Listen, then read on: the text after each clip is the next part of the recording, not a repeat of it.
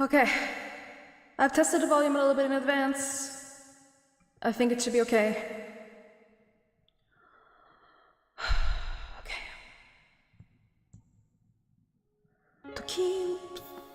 Let me try that again. I got so nervous I missed the timing. Excuse me. 時には誰かを知らず知らずのうちに傷つけてしまったり失ったりして初めて犯した罪を知る戻れないよ昔のようにはきらめいて見えたとしても明日へと歩きなさなきゃ雪が降りしきろうとも今の僕には何ができるの何になれるの誰かのために生きるなら正しいことばかり言ってらんないよなどこかの街へまたに会えたら僕の名前を覚えていますかその頃にはきっとあれが手がくだろうまっさらに生まれ変わって人生一から始めようがへばりついて離れない地続きの今を歩いてるんだ真っ白に全てさよなら降りしきる雪よ全てを包み込んでくれ今日だけは全てを隠してくれ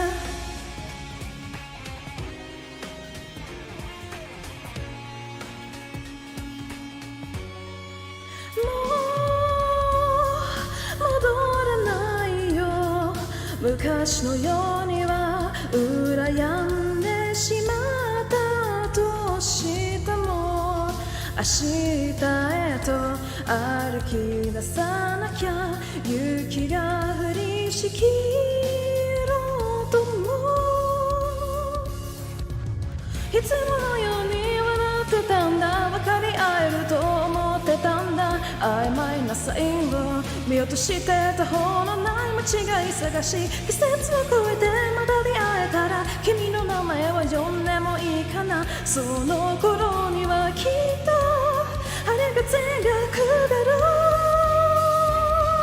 うまっさらに生まれ変わって人生一から始めようが首の皮に一枚つながったどうしようもない今を生きてくんだ真っ白に全てさよなら降りしき雪よ今だけはこの心を凍らせてくれ全てを忘れさせて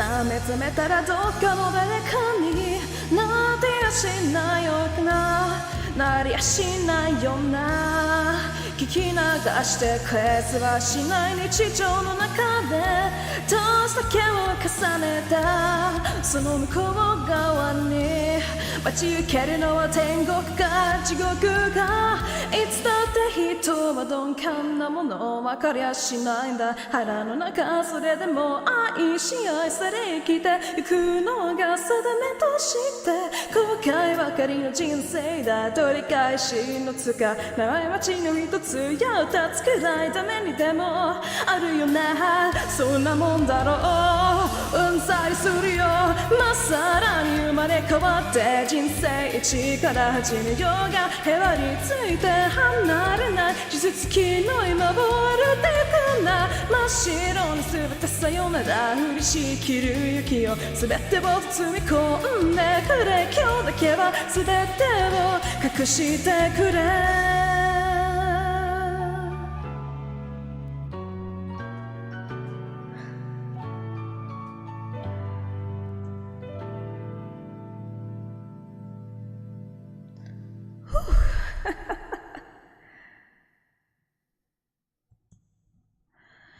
Everyone, welcome, welcome, welcome.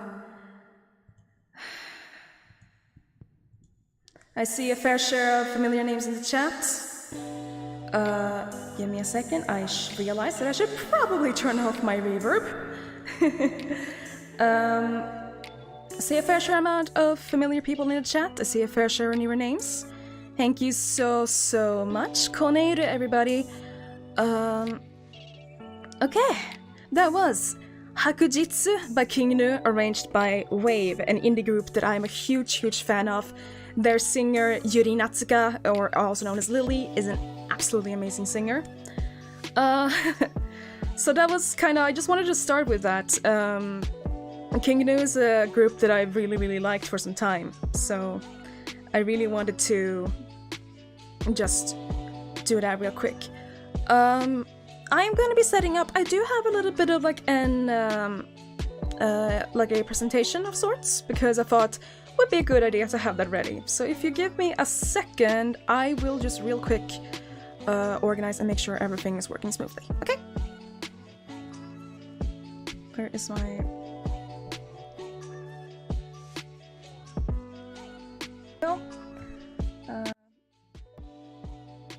and by that I mean remember to remove my microphone. There's always going to be some scuff, aren't there? Okay. So this is me. I am Eir Myste, a Valkyrja hailing from a completely different dimension to yours, called Valheim. Valkyrja is a providence within Valheim. Think kinda, sorta similar to what you call... oh boy, my brain is completely forgetting the words. Yes, it's me! Despite everything, it's me. Is that the quote from Undertale? Anyway, so... you probably have heard it being referred to as Asgard or Valhalla. I will probably do a stream going deeper into terms with that, but Valheim is basically... I'm from a dimension where Ragnarok has already happened. So we have basically just spent the past few centuries and such building up and such, and that's why we're called Valkyrja and not... I didn't realize that I accidentally skipped a slide. So... ah! No! Cute boots, thank you, Lily! So yeah, yes, that is kinda where we got that from. Valheim is a completely different dimension. But it is similar to what you know as Asgard. Just think like dimensional tears or whatever. Think like there are multiple different timelines, different dimensions, and then somehow I wound up in yours. It is very strange. Don't play with the poofy sleeves, Kaylee. That will distract me. You have heard me refer to your realm as to the human realm as Midgard before. That is still something that we kind of seem to have in common. I can travel between Valheim and Midgard by myself. So and there's that. I do take a fair bit of pride in my singing, as you probably heard. So if I'm not busy with my Valkyrja duties, whatever that may entail, they aren't really that many at the moment, I will always try to improve in hopes of being able to work with music in some way. You can probably notice on one of the tabs here, I had a bit of an issue converting my age, because time flows differently, and I'm not just talking about the dimensional gaps. I'm talking about, like, in Valheim, like, 100 years can have passed and it's only like 10 years or so in your world. So I'm kind of struggling to figure out how old I would be, and it doesn't help that we as Valkyrja stop aging at some point, from my understanding. I'm not actually... it's a whole long story. But I am considered at least a young adult by your standards, so between 18 to 21. I am small, yes. I was able to figure out my birthday, which is April 30th, which falls on Valpurgisnacht, weirdly enough. Yeah, I'm also awful at math, so it's even funnier for me. Yay! My birthday falls on April 30th, which is Valpurgisnacht. It's also known as Bonfire Eve, I believe. I might be confused. No, I'm thinking of Guy Fawkes again. Sorry. No, yes, Valpurgisnacht is right before, right before May. There we go.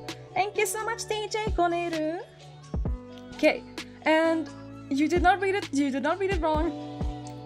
I am 159 centimeters. No, I'm not that short. I'm 159 centimeters tall without the shoes.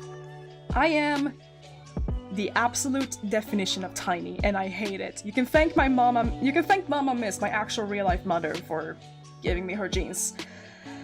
It is not fun being a short Valkyrja in a store.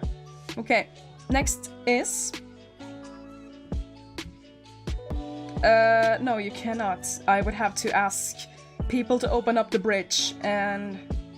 Yeah, we're the same height, Lily. Nakamatachiyo! So, my signature color is on the hex code. I believe the shade is known as pale lemon. I'm not entirely certain. It's kind of a yellowish, desaturated shade. But you can probably already notice that, like, I am kind of yellow-centric in general. Since, you know, my hairpins, my tights. Also, I forgot to mention my mamas in the past, mamas earlier, so I might as well mention them now. My illustrator is the lovely Chanjin. They're familiar, Heikaite is a VTuber that streams primarily on Twitch. My rigger, Panko, also streams on Twitch. I have left their Twitter usernames over there, so please check them out, give them a follow. Give both Chanjin and Heikaite a follow in their case. I love them a lot, and I really appreciate them. Thank you so much for making sure that I am that like we have this going on. Like, I'm glad to be here, thanks to you too. As for languages, we have 3 shown here. First one is English. I've been speaking English for the entire stream so far. Good day, I put it on there as a in case thing. I mean, I don't think you doubted that I was good at English, so... yeah. Second language, this is kind of a bit of a weird one. I understand Japanese to some extent, but I'm no way or shape fluent. それなら私はもう日本語を勉強しています。でも、私の日本語は少し悪かったな。下手でしょ？それね。本当にごめんなさい、申し訳ありません。But I'm definitely hoping to learn more. That's enough butchering of that language for the time being. Third language. Oh boy. Och då så har vi svenska, som jag är uppväxt med, men som jag verkligen inte kommer använda så mycket och inte så många förstår det språket. Och jag börjar ärligt talat bli sämre på det. Förvänta er inte så mycket svenska så vid jag inte blir fly förbannad. Det just don't. See, I even swapped to English in the middle of a sentence. That's how like I am about Swedish as a whole. Sabaton, yeah, that makes a lot of sense. Sabaton is probably one of the most famous bands that have come out of Sweden. Yeah. Next, going into sorry, I nearly did a bit of an oopsie. Going into likes, hobbies, and dislikes. Yeah, I'm aware. Someone said that Swedish sounds like as if spaghetti was a language, and I think about that a lot. So my likes are, like, most of my general things here are kind of scattered, so I would just, like, mention them occasionally. I am, unfortunately, a caffeine addict. I need at least one shot. Yes, getting me, Alice! I need at least one, like, shot of espresso to not have a migraine in the middle of the day. It is not fun by any way, stretch or form. Don't be me. Don't drink coffee. Don't drink coffee. I will get to that soon. To the thing you're mentioning, Jade. Music, of course. I mean, I mentioned that I want to work with music. I've listened, like, most of my life, I've, like, listened to music in any way, shape, or form. I've appreciated it. Like, a lot of just those kind of things. Coffeeが大好きよ. Coffeeが大好き. The problem is just that I need to add so much sugar and milk into mine that, like, stuff's not healthy. It's not healthy. Urban legends and folk tales. I have, my mother is from Midgard, but she told me of a lot of like folk, like old folk tales from like the countryside when she grew up, and like there's a lot of those in general that like I hope to share, like not just from hello me KonEir, not just from like where I grew up, but I also just kind of in general just really like it doesn't necessarily have to be spooky stuff. I just like folk tales and urban legends in general to like just yes, it's finally my debut. Just in general kind of get like a vibe on like what kind of like what is common between. I use Reaper for my music work primarily. I only really do like some the like mixing and such. I'm not really good at it, but I'm trying to learn.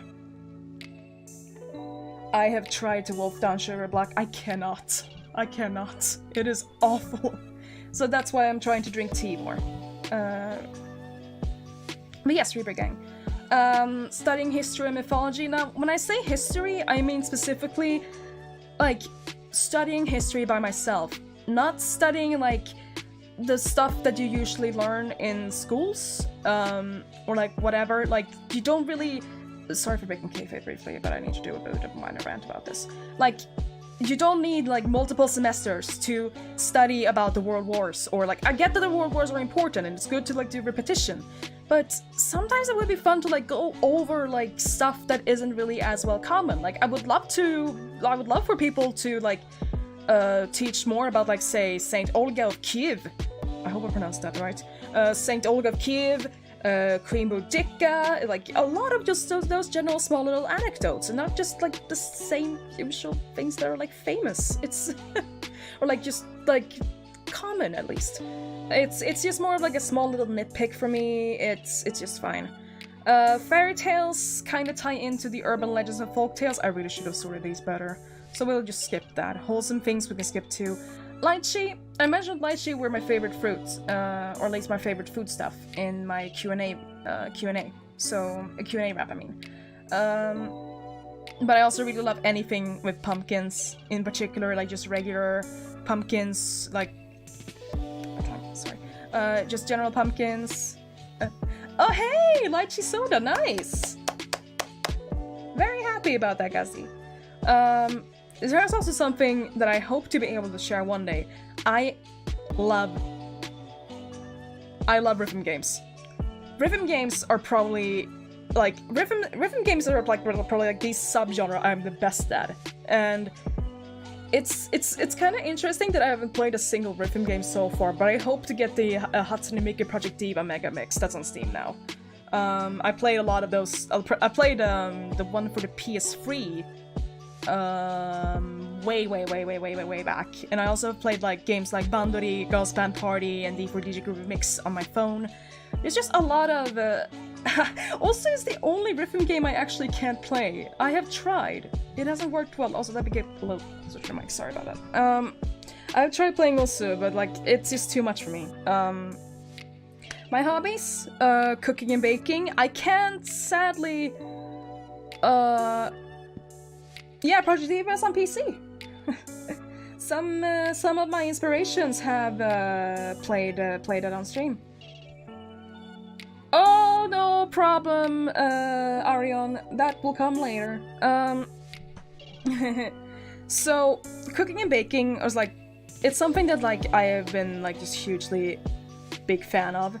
I can't do cooking streams, but I would love to do a cooking Twitter space at some point. Hopefully one day I will be able to find a way to make a cooking stream properly. The problem is just that I'm using a stationary computer, so I can't just move everything. So it's gonna take a very, very long time, and there's also the fact that my kitchen is like kind of very open, so I'm half afraid that like I will accidentally show myself on the webcam, so we'll see how it goes. Writing, singing, and reading kind of goes into into like a combination, or at least writing and singing does. I have occasionally dabbled in writing song lyrics and like the occasional like little short stories. So hopefully one day that will be I will be able to share like some of the lyrics I made, although they're permanently gonna be like adaptations of existing songs until I am actually able to like get a little more like able to actually like do more like original stuff. But so far, well, we'll see how it goes. Reading, I don't read that much anymore, admittedly. Welcome back, Bongoose! I didn't even see you there. I'm sorry. I haven't read that much in a while, but I did read a lot when I was younger. I primarily read like a lot of horror literature, I noticed. Hint, hint. Sorry. But I've also written like read a fair amount of like fantasy and like just in general. The only thing I don't really care for is like romance, I guess? Although it depends on what kind of romance. Like gothic romance would be nice. Oh, definitely. Thank you, Ari. Visiting museums, I love museum visiting. I do that frequently whenever I'm on a walk, and if I like have nothing else to do, I'm like, oh hey, let's see if that let's see if that like goes well. So off collab, we don't. I hopefully will be able to get there, but it will take a while. Tabletop RPGs, mostly. I mostly play Dungeons and Dragons, but I really want to get into the World of Darkness and like, to a lesser extent, Flying Circus. I've heard it's supposed to be fun. So I wanna broaden my horizons and not just get stuck in playing Dungeons and Dragons 5th edition. So, and Rune Divinations is like, it's kind of a small little thing. I couldn't find my runes in time. I have not been able to find my runes, and it annoys me. I have like a very nice set of like runes in like Jade or whatever, like Jade I think, and I can't find them. It drives me mad. What the? Yeah, so yeah. Okay, now we can finally go in on dislikes. I see a fair share of people have been commenting on at least one of these, so let's go over these in like a relatively short way. Loud noises, don't like them. I especially not like loud noises from the outside, like, you know, crying kids, screaming people. Like, get all that away from me, please. Extreme heat, don't like either. I can deal with the cold. The cold I can deal with, because I'd rather freeze than, like, just get, like, a heat stroke or anything. Jump scares is kind of a mixed bag for me. Most of the time I don't like them, but I will admit that they can be utilized in a very well done way. The problem is they have been so overused that they kind of can't, really. Over the top depravity, kind of similar here. It's like, admittedly, one series of movies that I struggle with is the Firefly trilogy by Rob Zombie. I love Rob Zombie as a person, love him as a musician, love the energy he brings. Hate his movies. I hate his movies. I really do. Cats being harmed is also a surefire way to like immediately piss me off. That's also an issue that I have in general. Don't hurt cats. Please, just don't hurt cats. Leave them alone. You can tell that I'm a little bit of like, I'm someone who's like very attached to her pet cat, who's occasionally appeared in streams. Also, it's funny how I mentioned that I dislike jump scares, and yet some of Spooky's jump scare mention wasn't that bad, but I guess it's because Akamakira has admitted that they don't actually like jump scares that much. Next one is probably a little bit of a weird one, the Pet Sematary remake. Okay, so I'm gonna be mentioning Stephen King at some point. I've mentioned Stephen King at some point, probably. And I do like the original movie adaptation, awkward, stilted acting aside. And like, the original story was like about like how to manage death and how to move on, and like, hey, sometimes it's just better to let go instead of trying to bring people back to life, because you know they're not gonna be the same. The 2019 remake, meanwhile, was just a blatant cash grab. I cannot stress for the life of me how much I don't like Pet Sematary 2019. Especially because they changed who died out of the kids just to have extra, like, kind of... I'm just gonna... Yeah, sometimes not remade is better. Yup. Seafood. Seafood. I don't like seafood. I I didn't mind Dr. Sleep though. If that's what you mean with Newer Shining. It is a kind of like a weird mixed bag because I feel like that was the kind of what like started the whole trend. But I shouldn't probably go into deeper. Yeah. But yes, I don't like seafood. In general, I can't really eat any kind of seafood-based stuff. I try to get better. I can't. I genuinely can't. It gets like actually really bad. I'm the only one in my family that cannot eat fish or seafood most of the time. And sometimes when I do, I have to like pretty much brace myself because most of the time, I think I know the reason behind why I don't like seafood in the present days because when I was a kid, I would get sick frequently, and for some reason, eating fish or seafood would like always kind of like activate like my gag reflex or something like that. It would just make me feel nauseous. I'm kind of like a mixed person. Just don't put any fish near me, please. Please. Please. Eurovision Song Contest sounds strangely based. I don't mind the good fish and chips, to be honest. I don't mind the good fish and chips. I can like octopus rings and takoyaki. But like most kinds of seafood. I probably should have specified. Like some are exceptions. Next one is... forgot I completely put this down. Eurovision Song Contest. I think this reveals where I am. Where I'm from, or like region-wise. I just don't like Eurovision Song Contest. I think it's overhyped. I think it's just a waste of time and money that could be used for better things. And now I get to the very last one that is in all capital letters, bold, and italics. Nomura Tetsuya! I hate Tetsuya with a burning passion, as vibrant as 1,000 suns, as they tear the sky asunder. Okay, so I might as well actually mention this. I liked Nomura when I was a kid. I liked Kingdom Hearts 2. I had some kind of interest in Twewy. And like, I can attest that Nomura did pretty well with the Eden race in Final Fantasy XIV. But Kingdom Hearts 3! Kingdom Hearts fucking free. And Neo, The World Ends With You. And all the reused character designs, and like all of the weird-ass details that are probably gonna be added in the Final Fantasy VII Remake, even though I'm actually kind of looking forward to the Final Fantasy VII Remake Intergrade. Sorry, Tetsuya Nomura is probably one of my least favorite video game designers ever. Don't have him be the spearhead of your fucking project. I'm feeling much better now, don't you? My model briefly looped. Okay. I don't mind the excessive amount of belts. I'm just tired of having multiple copies of Tifa Lockhart. Or Patroka from Xenoblade 2. Okay. We're done with that. That's the last time you're probably gonna hear me talk about Tetsuya Nomura again. Unless if someone casually mentions Kingdom Hearts in the stream. Then you're probably gonna be... yeah. Eurovision we usually get 0 points. I don't know what we got here. I admittedly haven't really paid attention in like a decade. Next! What? Oh! What the? Oh no, don't tell me I skipped a slide.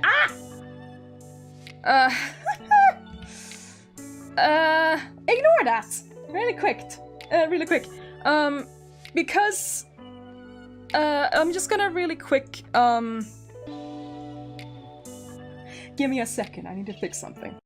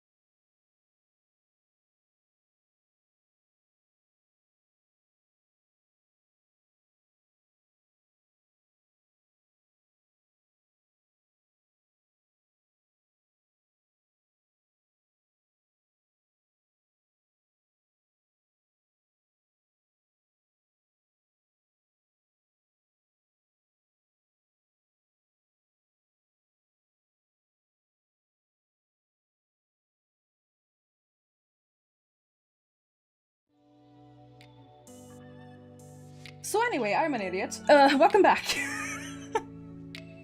I can't believe I somehow forgot it. I don't know how I did it. I am terribly sorry for that. I must have forgotten to download the next slide. My bad. Okay. Yeah, I know. I honestly forgot to have my microphone on for my BRB screen. Thank you, Spooky, for the BRB. He's an amazing. He's an amazing like person who makes like free assets for VTubers. Anyway, next. It should be here.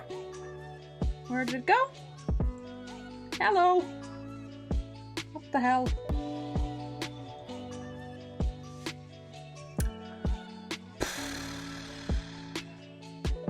One day, one fucking day, I would like to know what is happening.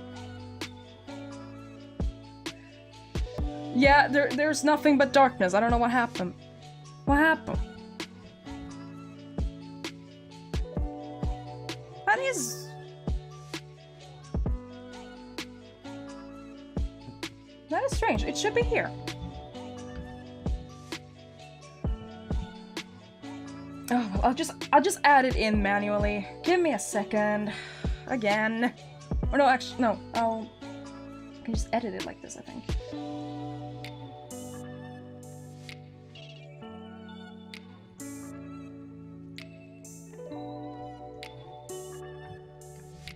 Yeah, my fear of Nomina Tetsuya manifested and caused me to have problems.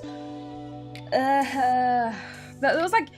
I was seriously trying to make sure to not have enough scuff.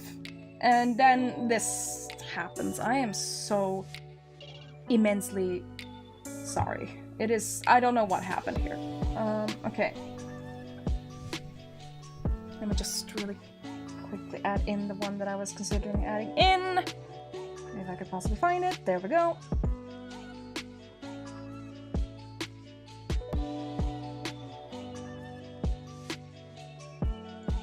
Okay, there we go. Holy crap.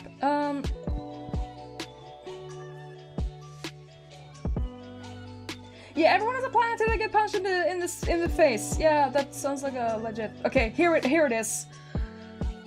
Okay, so the reason why I said that will come later is because I had an entire tab for other stuff. That was like not easily added in for the rest of the slides. So. Starting with anime and manga, of course, which I have as its own category because, to be honest, most of the time I will read the manga, I will not watch the anime. Unless it is an anime only. I will say that straight up. Nichijou, Gochusa, like, in general I really like slice of life shows. There's a lot of like general like good slice of lives. Nichijou is one of my absolute favorite animes. It's like it legitimately just makes me laugh whenever I'm having a bad day. Even when I'm rewatching, it's just really fun. Also, if you're wondering if I get louder, that's just because I am moving my. We have Clannad, of course. Gochusa. Gochusa is so cute and sweet. I just really like it. It's hard to explain. Revolutionary Girl Utena is like the holy grail for. Like, Revolutionary Girl Utena and Rose of Versailles are kind of like the holy grail for, like, that made me kind of like androgynous female main protagonists with swords. I really love those kinds of characters. It's really weird to explain. But yeah, Utena is really cool. I hope to be able to cover Rondo Revolution at some point. It is a really good. It's a bop. It's just a bop. Satoshi Kon is so cool. He was too cool to live. Like, seriously, I miss him every day. My favorite film of his is probably, I feel like I want to say Tokyo Godfathers, but I also really like Perfect Blue.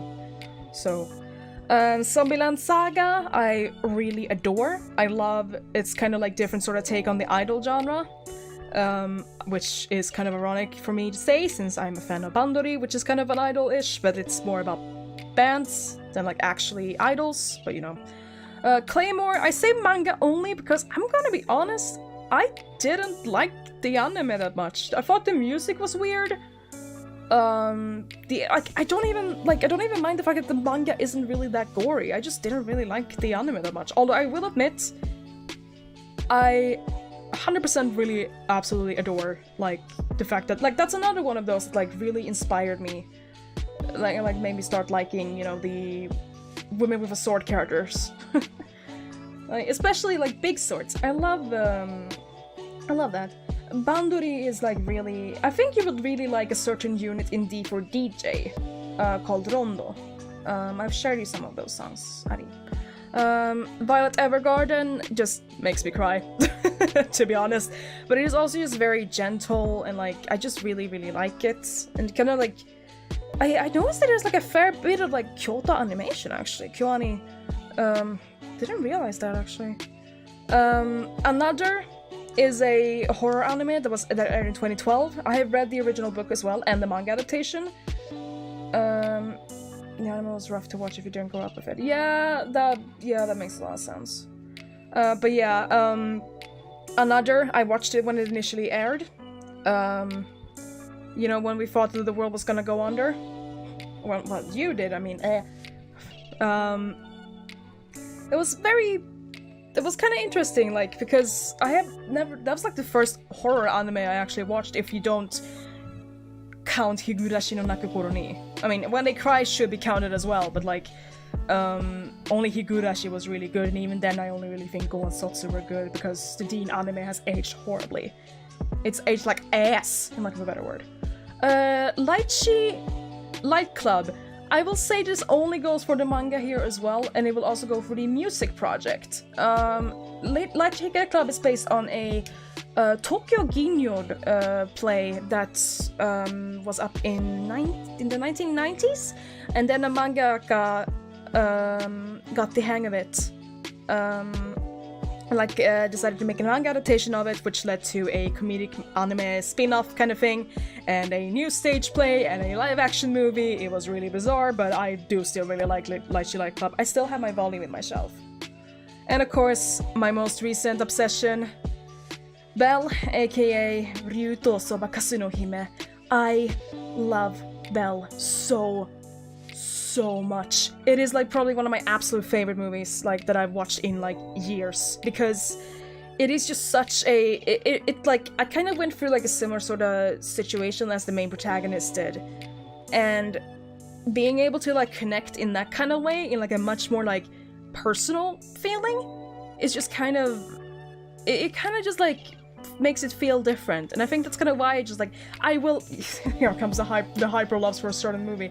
I will sing praises about Belle. Every time. Ay. I am terribly sorry. Let's continue. Next is the games category, and you can already see the one. I'm not gonna repeat the copy pasta because I am fucking tired of it being repeated. Final Fantasy 14. Final Fantasy 14. Final Fantasy 14 is Horo Musuko was really nice. It was really good. I read the manga. Read the manga. Yeah. Slip of the tongue. Anyway, Final Fantasy 14, the critically acclaimed MMORPG. No, I'm not doing that. I played it for a very, very long time. I probably will not stream it. If I do, I will probably play on another character and not on my main character, because I kind of want to, like, try and keep FF14 away from my VTube activities, as I said in my default after party stream. But I will definitely, like, if I do decide to stream Final Fantasy 14, I am definitely up for taking that trip again. I'm definitely up for taking that trip again and having everyone join me, because it's like, excuse me, it may be like, can I stop? I'm gonna go to a doctor's this Friday to, like, hopefully make sure to, like, check what the hell is up with the constant cases of burpees. I'm sorry. Anyway, so I definitely hope, like, Ariel and I have been like talking a little bit, because she knows how much I love FF14. So yeah. Next is Nier, and Drakengard also kind of goes into that, because it's written by the same guy. I love Yokotaro. Yokotaro's good. Oh, that's 14! Hey! I forgot that. Right, we met via FF14 earlier, like, didn't we, Lily? Hey! Yeah. That wasn't my stomach, that was my throat. But yeah, one day. Neo and Drakengard, I love Yoko Taro. One of the videos I always recommend people to watch when they want to get into, like, when people ask me, like, why do you like Yoko Taro so much?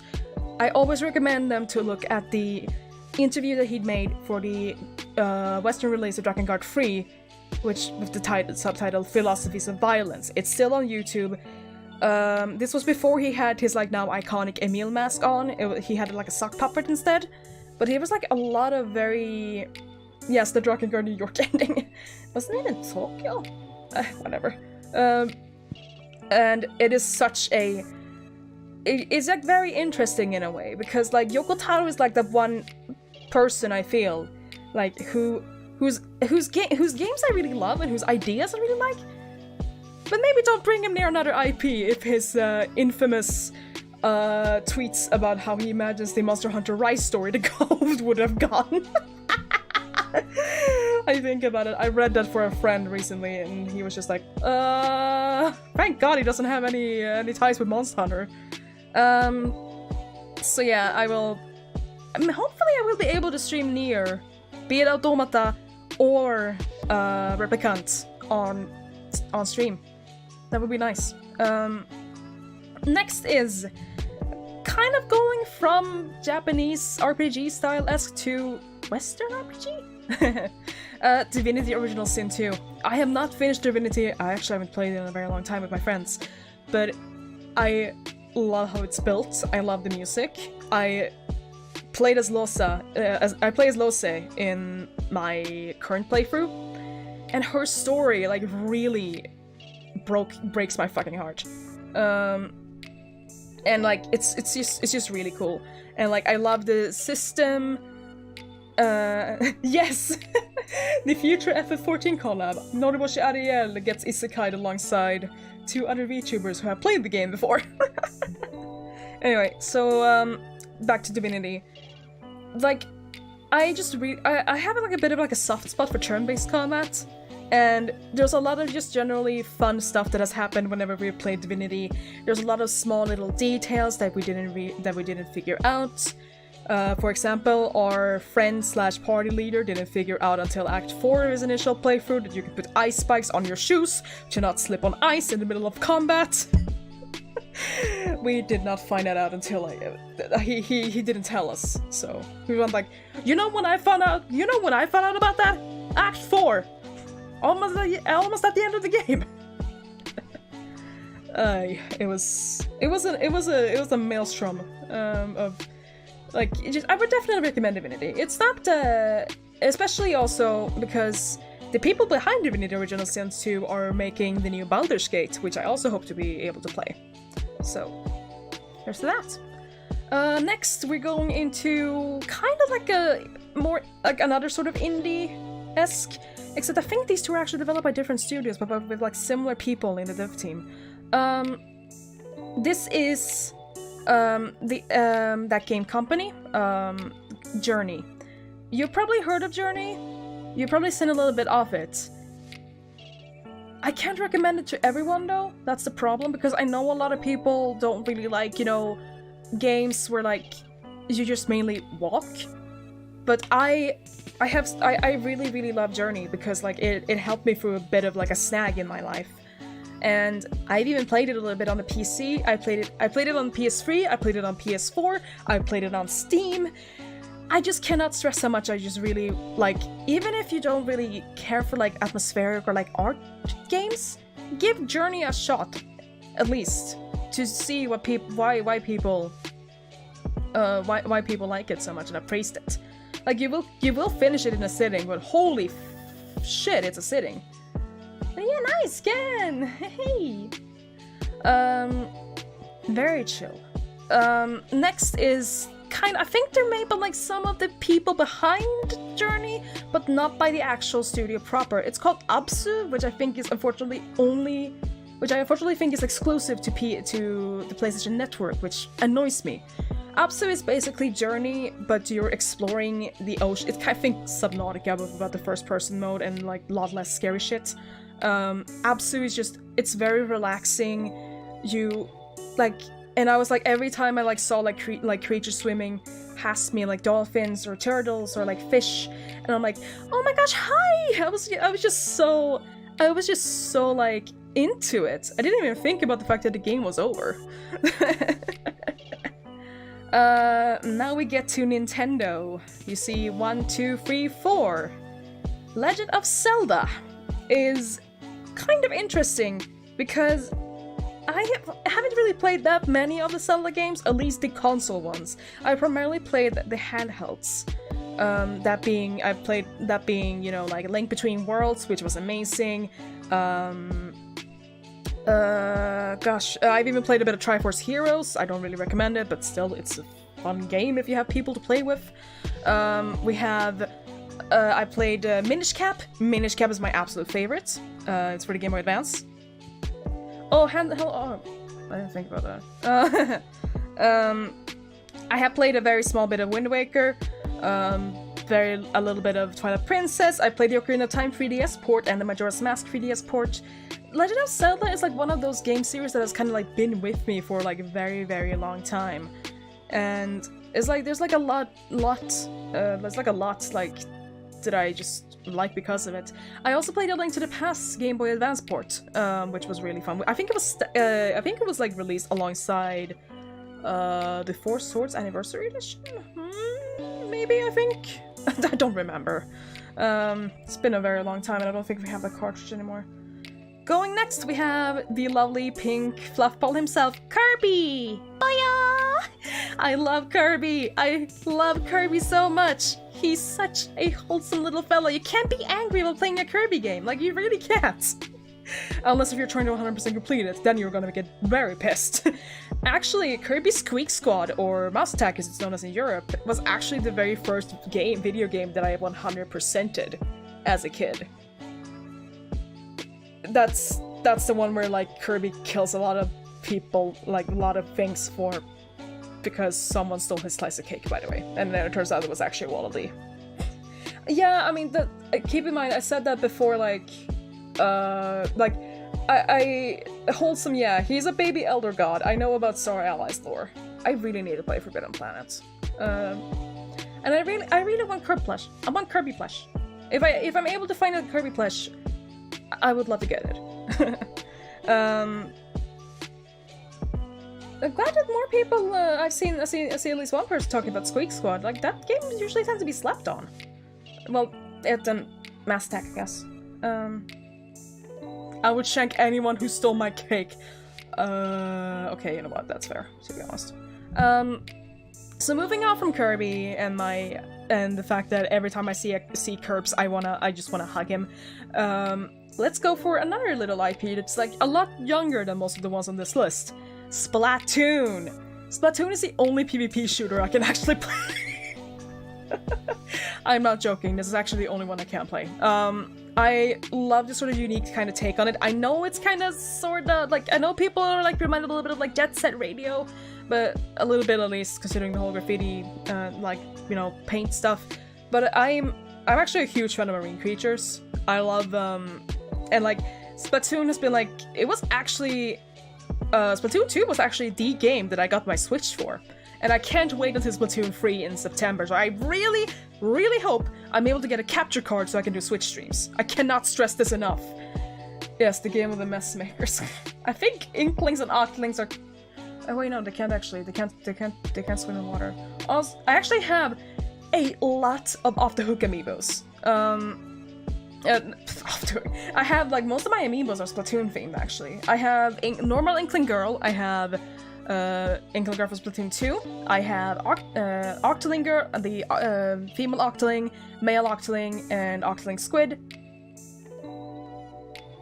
Octoling Octopus. I have Marie and Callie, I have Marina and Pearl. Off the Hook is the better duo, by the way. Yeah, so yes, I have a fair share, like, little bonuses here and there, even if I will have to potentially make another account.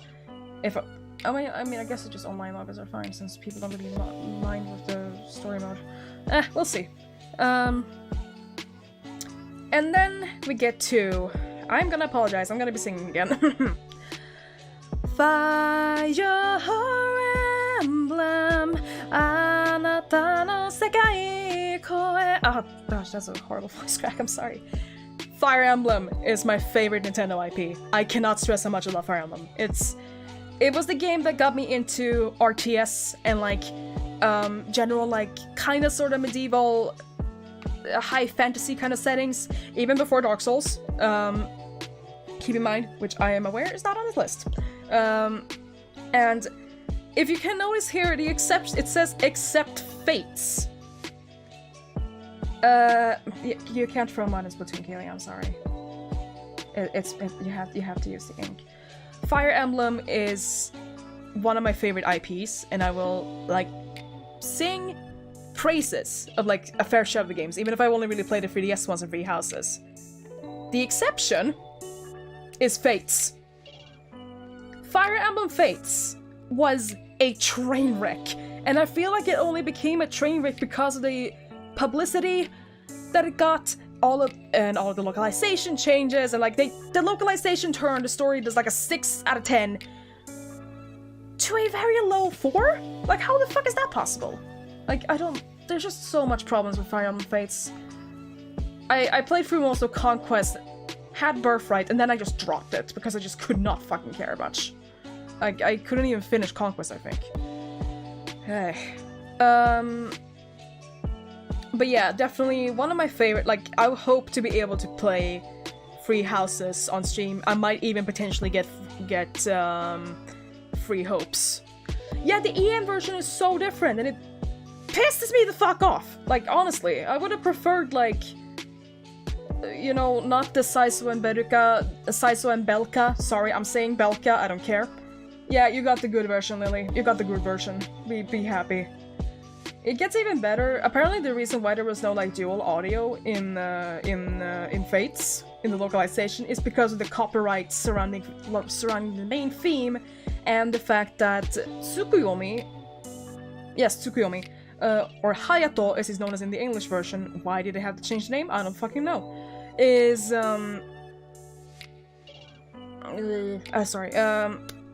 Is like voiced by a Japanese singer called Valch. So that's apparently the reason why, like, that's 2 of the reasons apparently. But still, Camilla is amazing. I will defend Camilla, and I say that as someone who didn't really want her to win COIL 4 in Heroes. Remember when Fire Emblem had a good mobile game? I don't either. Anyway, let's... before I get onto that tangent for too long, let's continue and go on to Hollow Knight. Hollow Knight should have been up in the indies section. I mean, yeah, they do change names quite frequently. I mean, I think they even changed the spelling of Neem when she was added as a hero in Fe. So, anyway. Hollow Knight. Hollow Knight is like one of my favorite, like, I grew up with platformers, like 2D platformers. I even played like Super Meat Boy when it was still a browser game. Cheshire! Hello, yes, you saw FF14. I talked about it like about a few minutes ago. Anyway, Hollow Knight. I really like Hollow Knight. I like the ambience, I like just the general sort of tone. I haven't played much of it, so I hope to be able to actually play it on stream. Silksong when the Xbox Game Pass comes out, apparently. Yeah, Silksong 1, but at least it's in development. At least it's not like being abandoned. But yeah, Hollow Knight is like, the OST is amazing, the general aesthetic. I'm not even like too keen on bugs or like bug themed in general, but Hollow Knight somehow made it a little like made it more like tolerable. It's really weird, I know. And just there's like a lot that I hope to be able to explore if I do play Hollow Knight. And I really want a plushie of the player character and of Hornet. Like I would love to have plushies of them both. I would love to sleep with a little vessel by my side in my bed, and then my cat finds him, and then like the sides like, hey, let's play. Hollow Knight is your turn my brain off in chill game. Ooh, that's impressive. And Monster Hunter. Monhan is kind of weird for me because I only really got into Monhan recently. I have never played Night in the Woods. I was considering it at some point maybe, but I need to get it first. Anyway, Monhan. I am a 5er. I started with World. I'm not really that good with like old school Monster Hunter. I played Generations.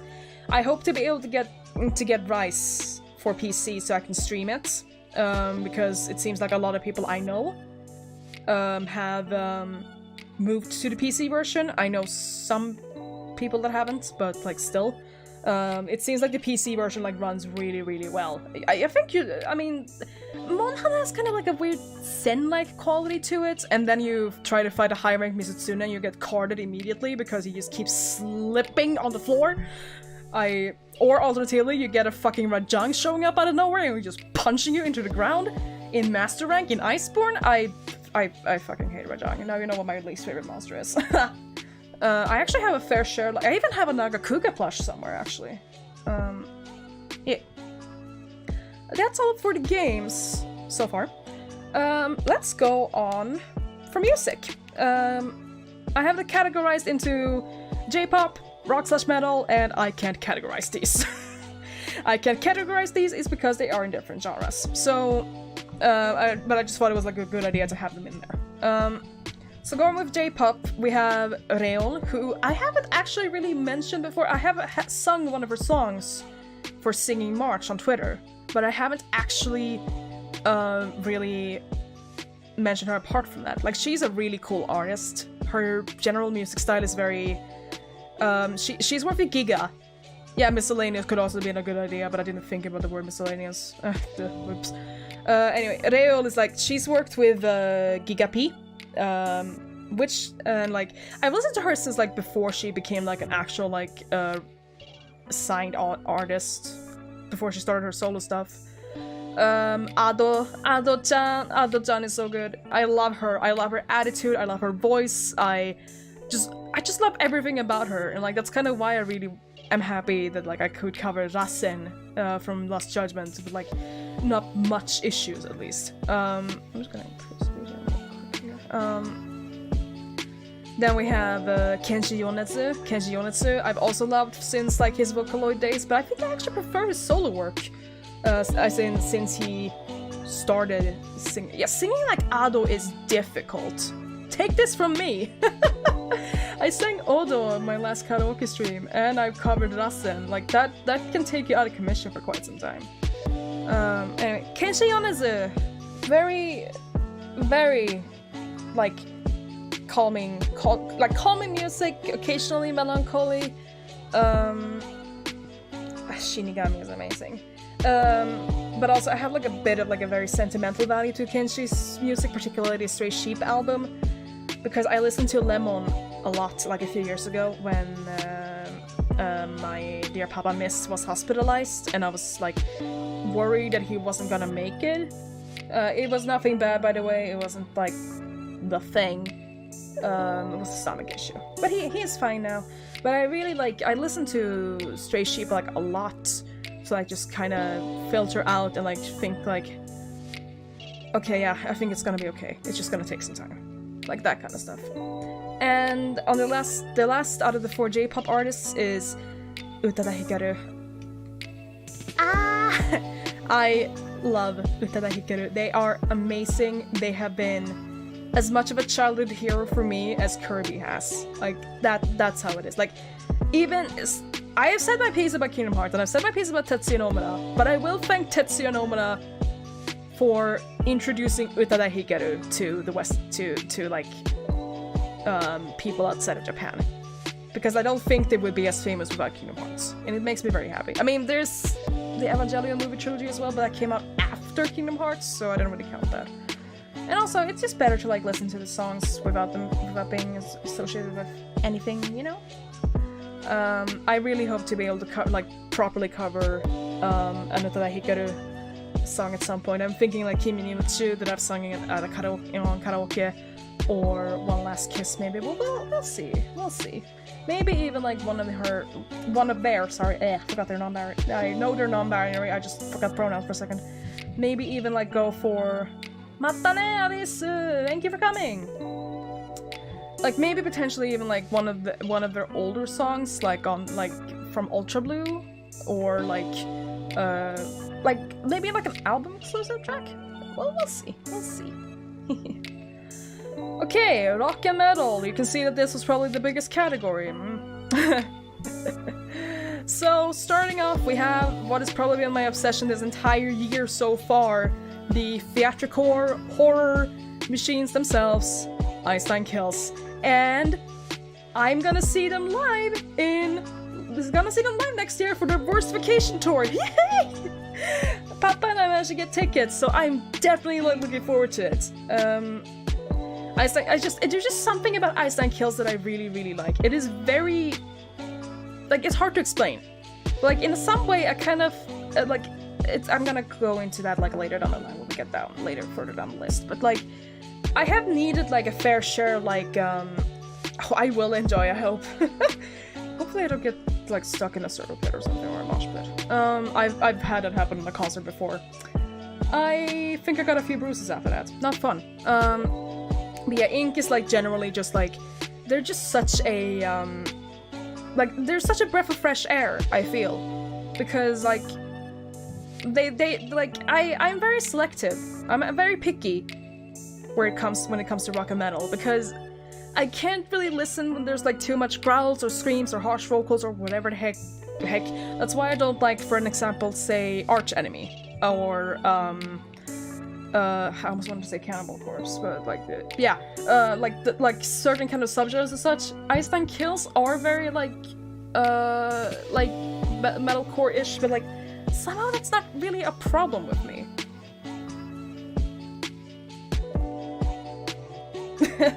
Basic? I think that's actually pretty good. So moving on, Einstein Kills are from, I wanted to say Mississippi. Is it Minnesota, maybe? They're from the States, at least. I forgot what states. Next is an even stronger childhood, even a stronger, like, sort of childhood presence in my childhood than Hikaru, Utada Hikaru, Dir and Grey, or Dur and Grey, as I've heard people pronounce it as. I've done that mistake too, but I think it's supposed to be pronounced Dir and Grey because that's how it's written in katakana. Dir and Grey is one of my absolute favorite Japanese bands, and I've impatiently waited for their latest album, which came out like a few weeks ago, Valaris. There's just so much, like, I can, like, praise them for, like, ages. I'm actually gonna find a video that I have linked. I'm gonna be linking it in chat because I think it's a really good video to look at if you want to get, like, an idea of sorry, I got spooked by the music, by the audio. There's, like, a lot of, like, just general kind of okay, there we go. I put the link there. I got like delayed by my own stream. So yeah, that's so Diri is, like, they have, like, changed their genre quite frequently. I don't think it was, like, until, like, maybe Spiro when they, like, actually, like, moved in, like, started, like, getting, like, a sort of, like, general sort of theme, but they still, like, trying to change some things. Holy fuck, why couldn't I say that? And there's just a lot of, like, general little, like, details and, like, sort of, like, there's, like, it's like one of those bands where I feel like every member are equal. I feel this about the Einstein Kills as well. Like, Shinya's drumming is, like, not too overpowering, but you can still hear it. Toshiya's bass bass lines kind of, like, create, like, a sort of, like, kind of, like, rumbly sound in the background, and, like, that you like hear, and it just really, really works well. Daya and Kaoru are great guitarists, and then we have Kyo. We have our dear frontman Kyo, who is just an absolute, like, I sometimes wonder if he's even human. Like, that is seriously, like, that is, like, seriously one of, like, my biggest wonders. Like, is Kyo actually human? Is Kyo actually human? My model broke there for a little second. Oops. It's like, there's just a lot, and I can't really explain it in just, like, one little stream. I hope to be able to sing one of Dylan Gray's songs on karaoke and maybe, like, cover as well. Then we have Gazettes, who are also Japanese. I should have mentioned that before. Dylan Gray are from Japan. Whoops. The Gazettes are The Gazette are like, I've actually kind of been a fan of them for longer than Diru, but I have listened to Diru more than the Gazette because I wasn't really happy with their Toxic album that came out in 2010. But I recently, they just completely doubled down on like, you know what, no, fuck it, I love Gazette. I love their new image. I love like their more like darker, sort of almost goth, like kind of gothic image specifically. Very hard to like specifically describe it, but like I would recommend listening to the Mass album and Dogma. Those are like probably the best ones they've made, and also Dim. Although weird enough, I feel like I'm one of the few Gazette fans who don't like Filth and the Beauty. Oh, it's Japan! I've listened to some songs of theirs. Occasionally I get KonEir and Crucify My Love stuck in my head. That's very entertaining. Diru, but yeah, Diru is my go-to. Diru is definitely my go-to.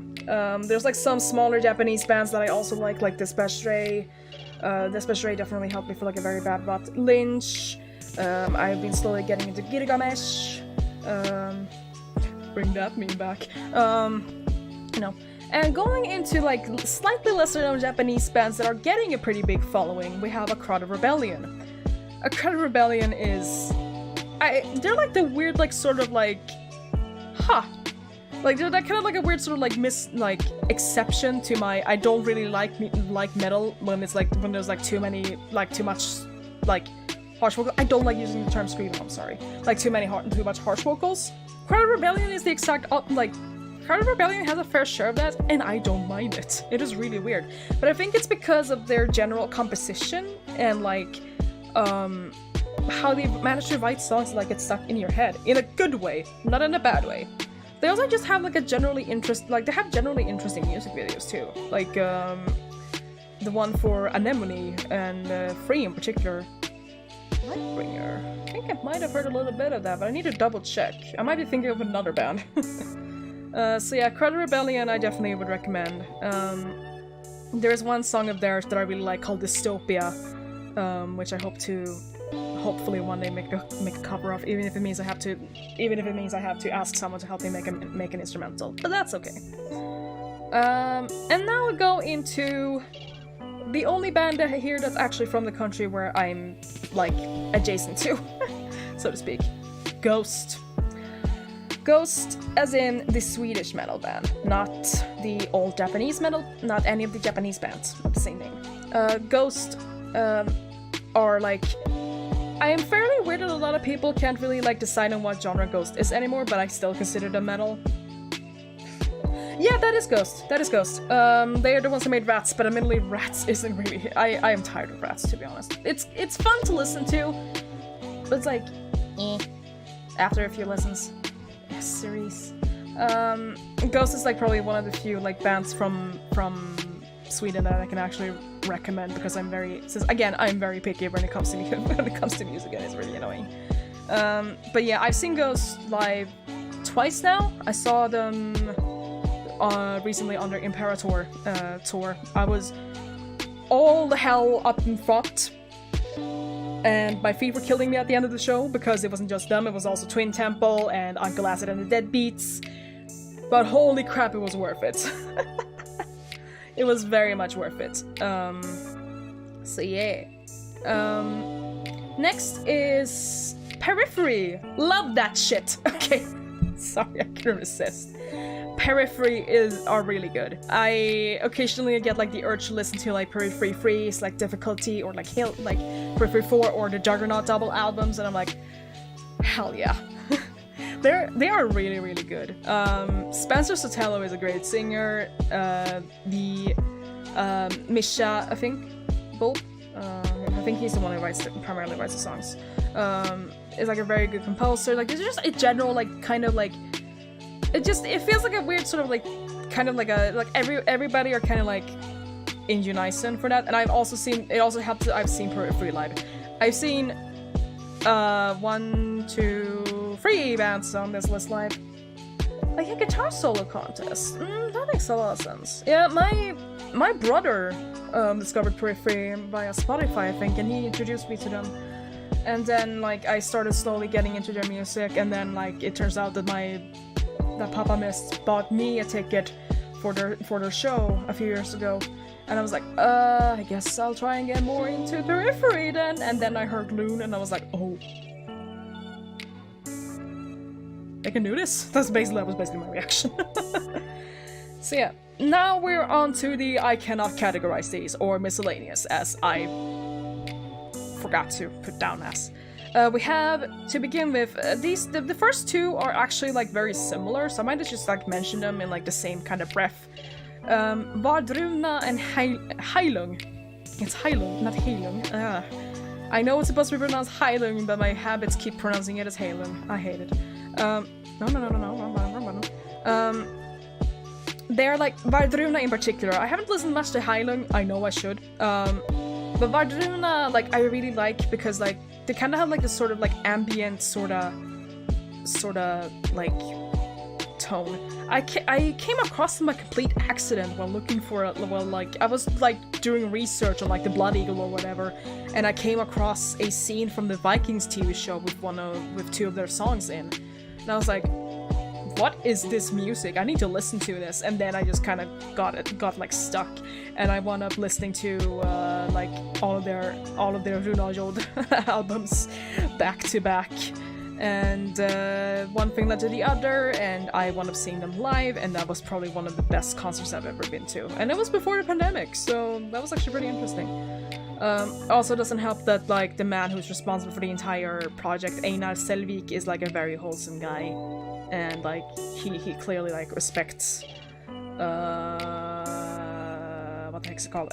He really respects the craft and like the general culture, but it's like also trying not to like he's making like Vardruna is more about like making songs that like could sound like that, like basically like taking the themes and concepts and like trying to translate them into a more modern era.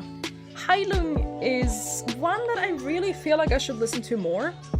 And this actually reminds me of an anecdote during Singing March. Someone replied to me during one of the videos with, Heilung was the last thing I expected a VTuber to cover. It was really fun though. Heilung are actually going to be making the soundtrack for a sequel for a game that I'm very much looking forward to. So I'm very, very, very excited for that. But like, I'd say like they are like a little more like they're way more like I don't really know what to call it. Like I mean, I'm gonna see them live in like a month or 2 or 3.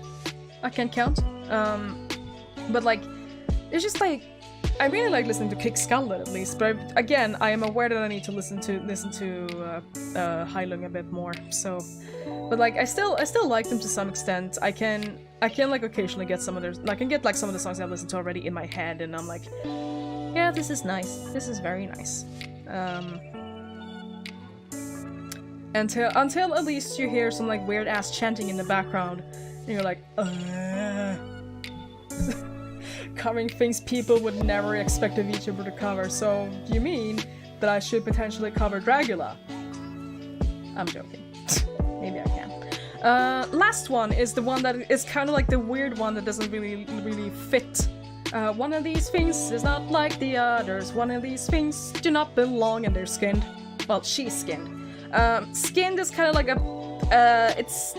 she's kind of like an artist. Well, they're actually units, but they're named after the lead singer and like the front woman. They're not necessarily someone that I would recommend to anybody, simply because of the whole the like general issue that like, because here's the thing, they write music about like mysterious deaths, about serial killers, about tragic events, like general like criminal stories. Like Skinned is basically, she said in an interview that like she's supposed to represent the inner darkness in people. So yeah, I wouldn't necessarily recommend her music to like anybody, but I will say she and Ice and Kills combined have been like the two that have like very much like satiated my need for like scary music, because I used to be a fan of a certain artist who I shall not name until like a few years ago, due to a fair share of like different reasons. So, yeah. Skin is more like a dark wave, by the way. So if you like dark wave, maybe give them a listen. But like again, do err on the side of caution a little bit is what I would say at least. So, but it's me. Also keep in mind that Skin also sings with a lot of synthesizers, so like applied to her voice and such. So like, except for in live shows. So anyway, now we can move to the next slide that I accidentally revealed earlier.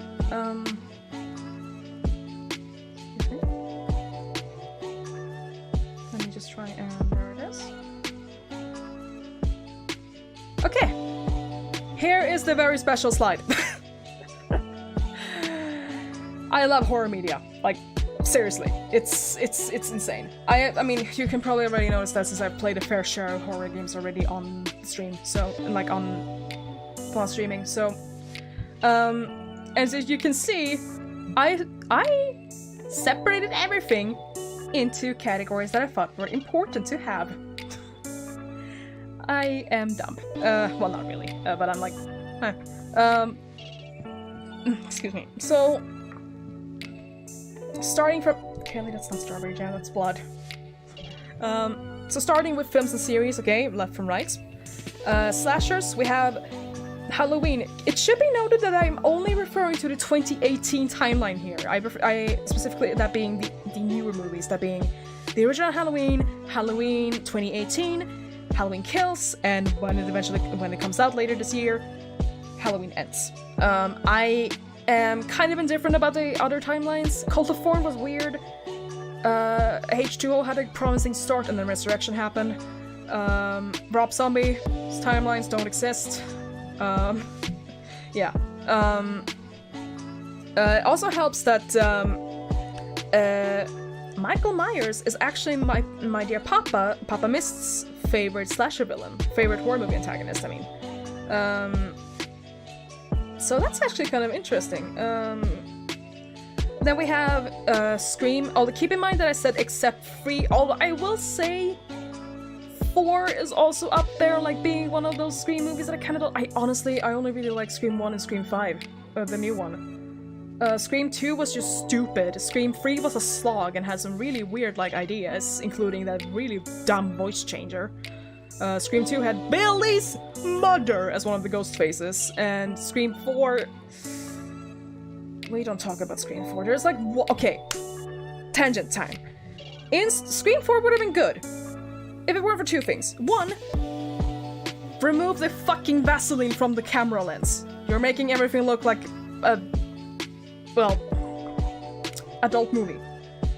2, that stupid fucking new rule that if you have to survive a horror movie, you have to be gay.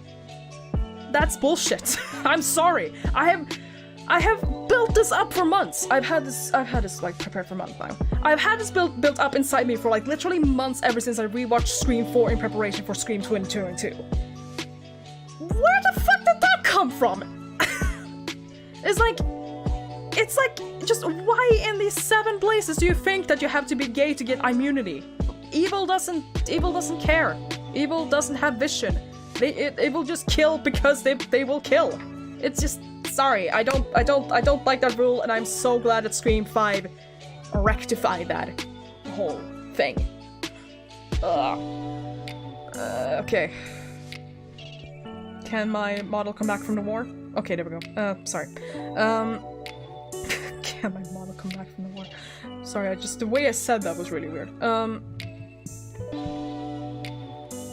Okay, next we have actually kind of a really strange one that I don't see a lot of people talk about. Well, now it's got a little bit of a new sort of recognition, like new sort of appreciation because of Dead Meat. I recommend their channel, by the way. James and Chelsea are amazing people. Listen to the podcast when you can. Watch the kill counts. Maybe not all of them. Behind the Mask, Rise of Light. I see the was up there, Kaylee. That's a scary movie. Behind the Mask of... One day I will say this movie title right. Behind the Mask, The Rise of Leslie Vernon is like one of those movies that kind of like It's kind of like one that kind of feels a little weird like nowadays, but back in the day when it came out, like it was actually, I have a feeling it was like way, like, it was like slapped on, and I still feel like that kind of way. Nathan Basil is does an amazing job portraying Leslie, that being like, you know, like an upstart slasher, who's like having a film team, like a team film him for like a documentary on like how slashers work. Like it's basically like set in a world where like slasher villains are actually real. So it's actually very impressive in that kind of way. There's just like some stuff that kind of like, but I do think Leslie Vernon is a pretty good one. He's even in my antagonists, slasher antagonists. So just we get that out of the way. And then the last one. I'm aware that this is kind of not really a slasher movie by itself, but it's kind of being considered a slasher because that's what the sequels are. The original Texas Chainsaw Massacre. I wished I could have added the 2022 requel, but that one sucked. I'm sorry. I only liked the original Texas Chainsaw. 2 was interesting. 3 was just a slog. 4, what the hell was 4? 3D was just annoying. I don't like any of the remakes. I don't like the remake timeline. Texas Chainsaw 3D was stupid. Leatherface was okay, I guess, but like eh. And 2022 was just like it has a lot of problems. It has a lot of problems. But the original Texas Chainsaw Massacre, I feel like there's a reason why a lot of people like have made studies and like essays about the themes and all of that in it, and like it's just a very it's a movie that like will drain the happiness out of you. But I would still recommend it. Like it's like at least watch it once, I'd say. Like the reason why the Texas Chainsaw Massacre is like still like the OG then still lives up to this day is because the evil in that movie is like very human. Not my words, by the way. That was Gassy who said it, by the way, when we talked once. So kudos to you, Gassy, for coming up with those.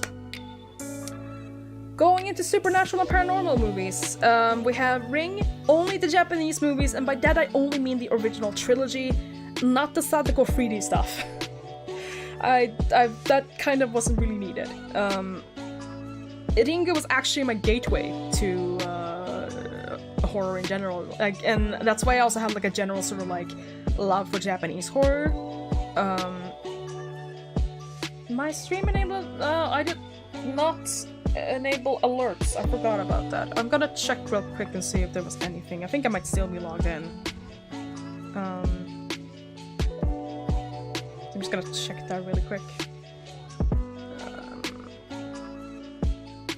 Oh nope, I wasn't logged in. Give me a second. So anyway, so back to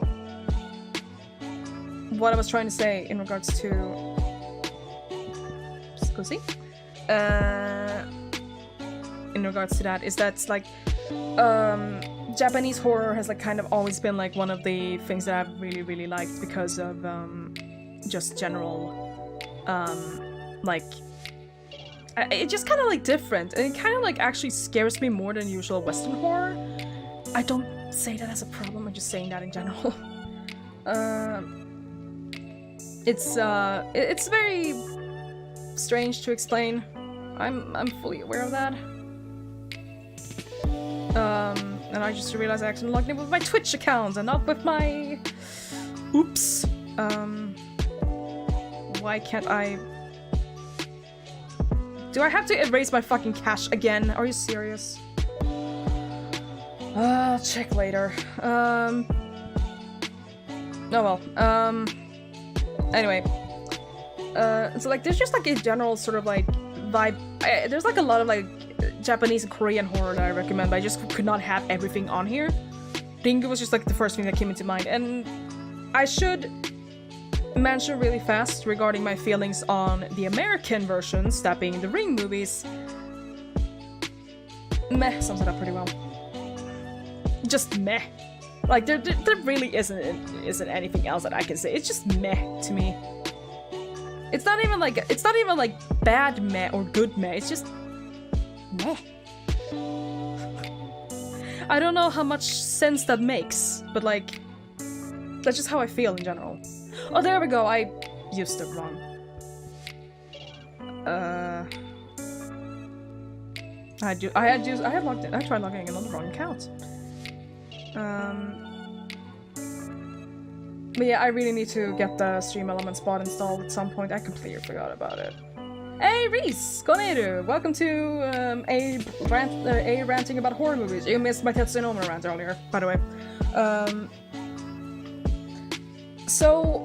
But yeah, like, so moving on from my adoration of East Asian horror movies, we're going into a completely different territory. We're going into British horror, which is Hellraiser.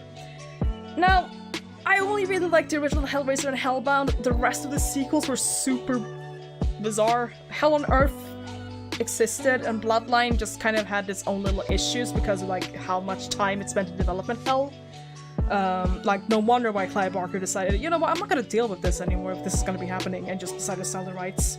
I am slightly interested in the upcoming reimagining / reboot with Jamie Clayton as the Hell Priestess, but I'm gonna be a little doubtful, to be honest. But yeah, Hellraiser is just like a genuinely really interesting. It's so different in comparison to the 80s horror that came out around the time, because like there was like a lot more like focus on comedy and comedy elements. Hellraiser, absolutely not. Also a recommendation, if you decide to read a novella that the original Hellraiser is based on, don't eat anything. Pro tip. Oh hey Kentra! KonEir! But yeah, don't eat anything when you're reading the Hellbound Heart. There's a lot of imagery in that book that was not able to be translated to the big screen. So yeah. Then we're going into Stephen King again. Carrie.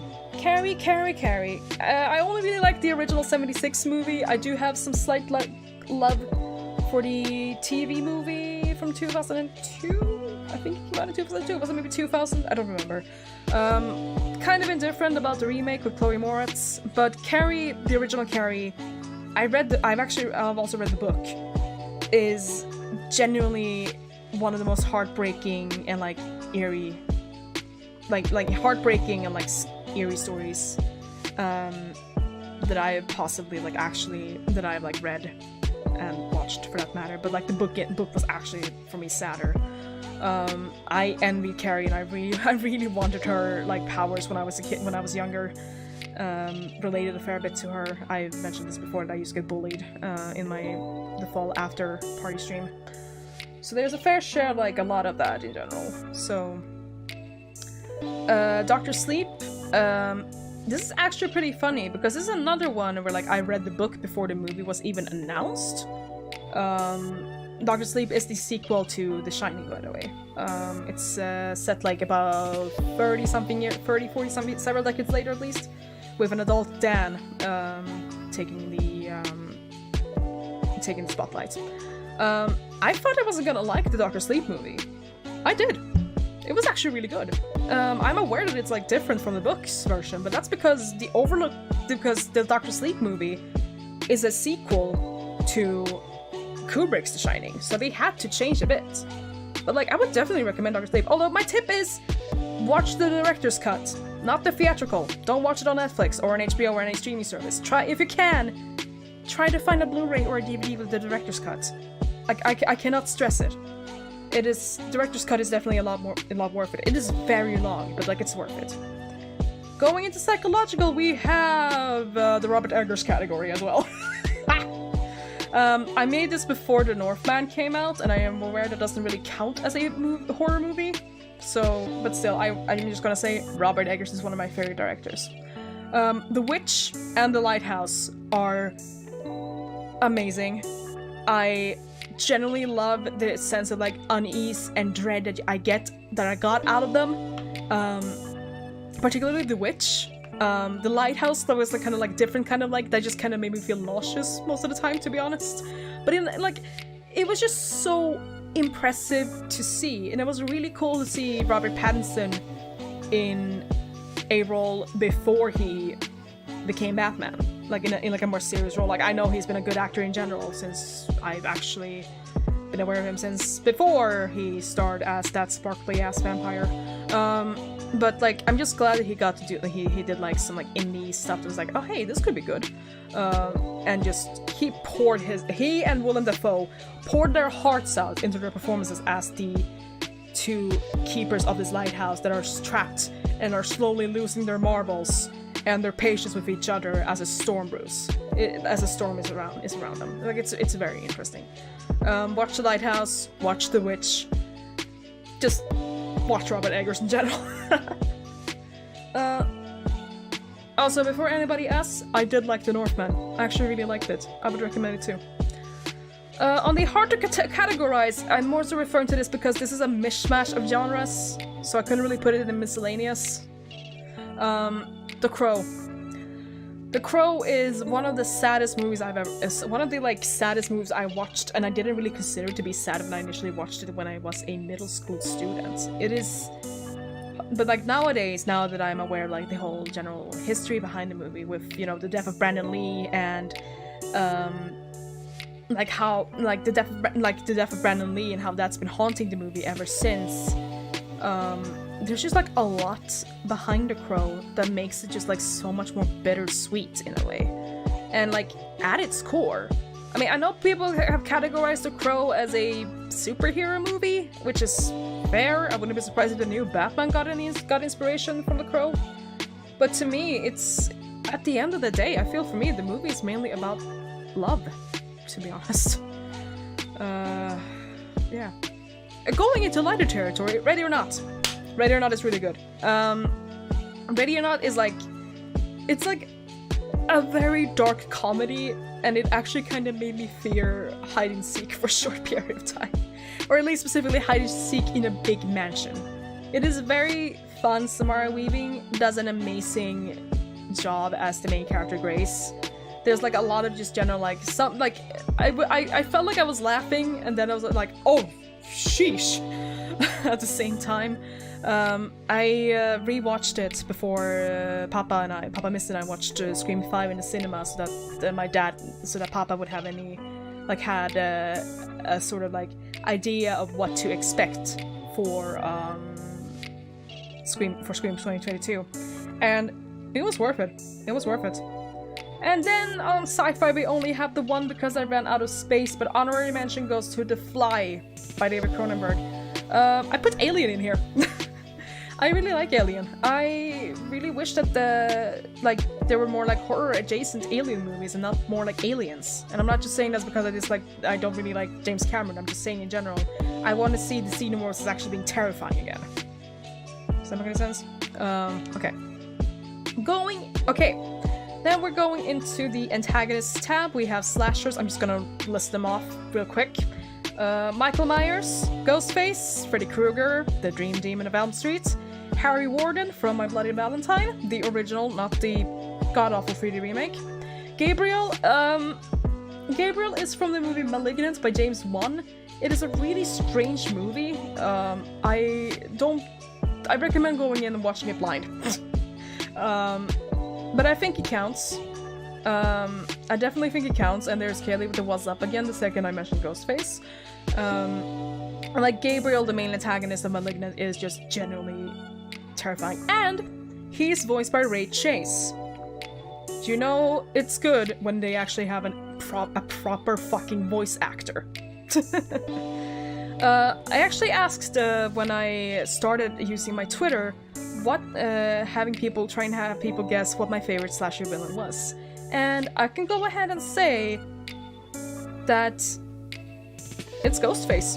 I actually really like Ghostface. I like Michael as well, but Ghostface in general just has like a much sort of like different sort of vibe, but it's probably because I kind of was because I grew up in that era, and like now with, you know, the modern additions in Scream 2022, although I will mention, I only really refer to Ghostface as the identity, not the people behind the masks, because, you know, there are a lot of those. Yeah. Yeah. And then we have Leslie Vernon, who I mentioned earlier. Watch Behind the Mask, it's a good one. Going into supernatural and paranormal, we have, from Ringu, of course, Yamamura Sadako. I'm not gonna be mentioning. I do not like Samara Morgan from the American movies. Just saying, I am tired of creepy dead girls.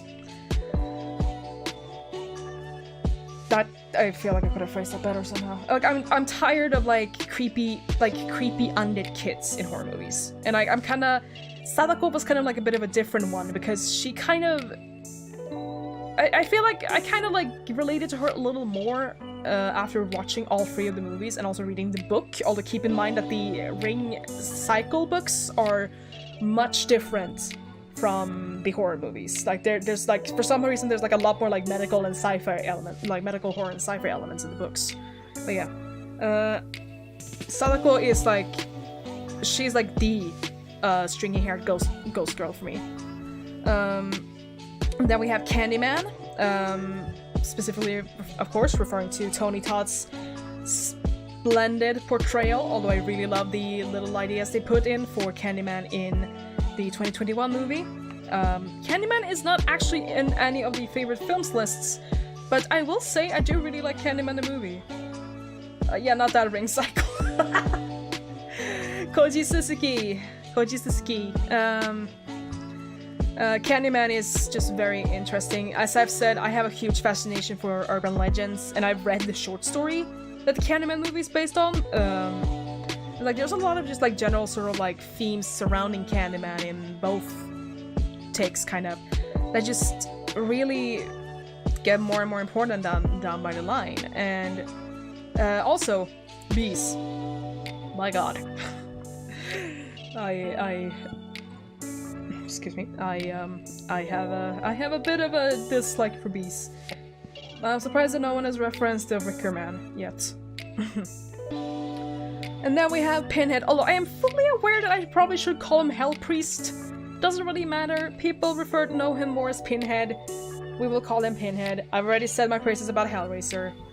And so I won't really refer to the Cenobite. We'll talk more about why I like that Cenobite so much. Although I will say that I kind of like Pinhead's gash. Ew.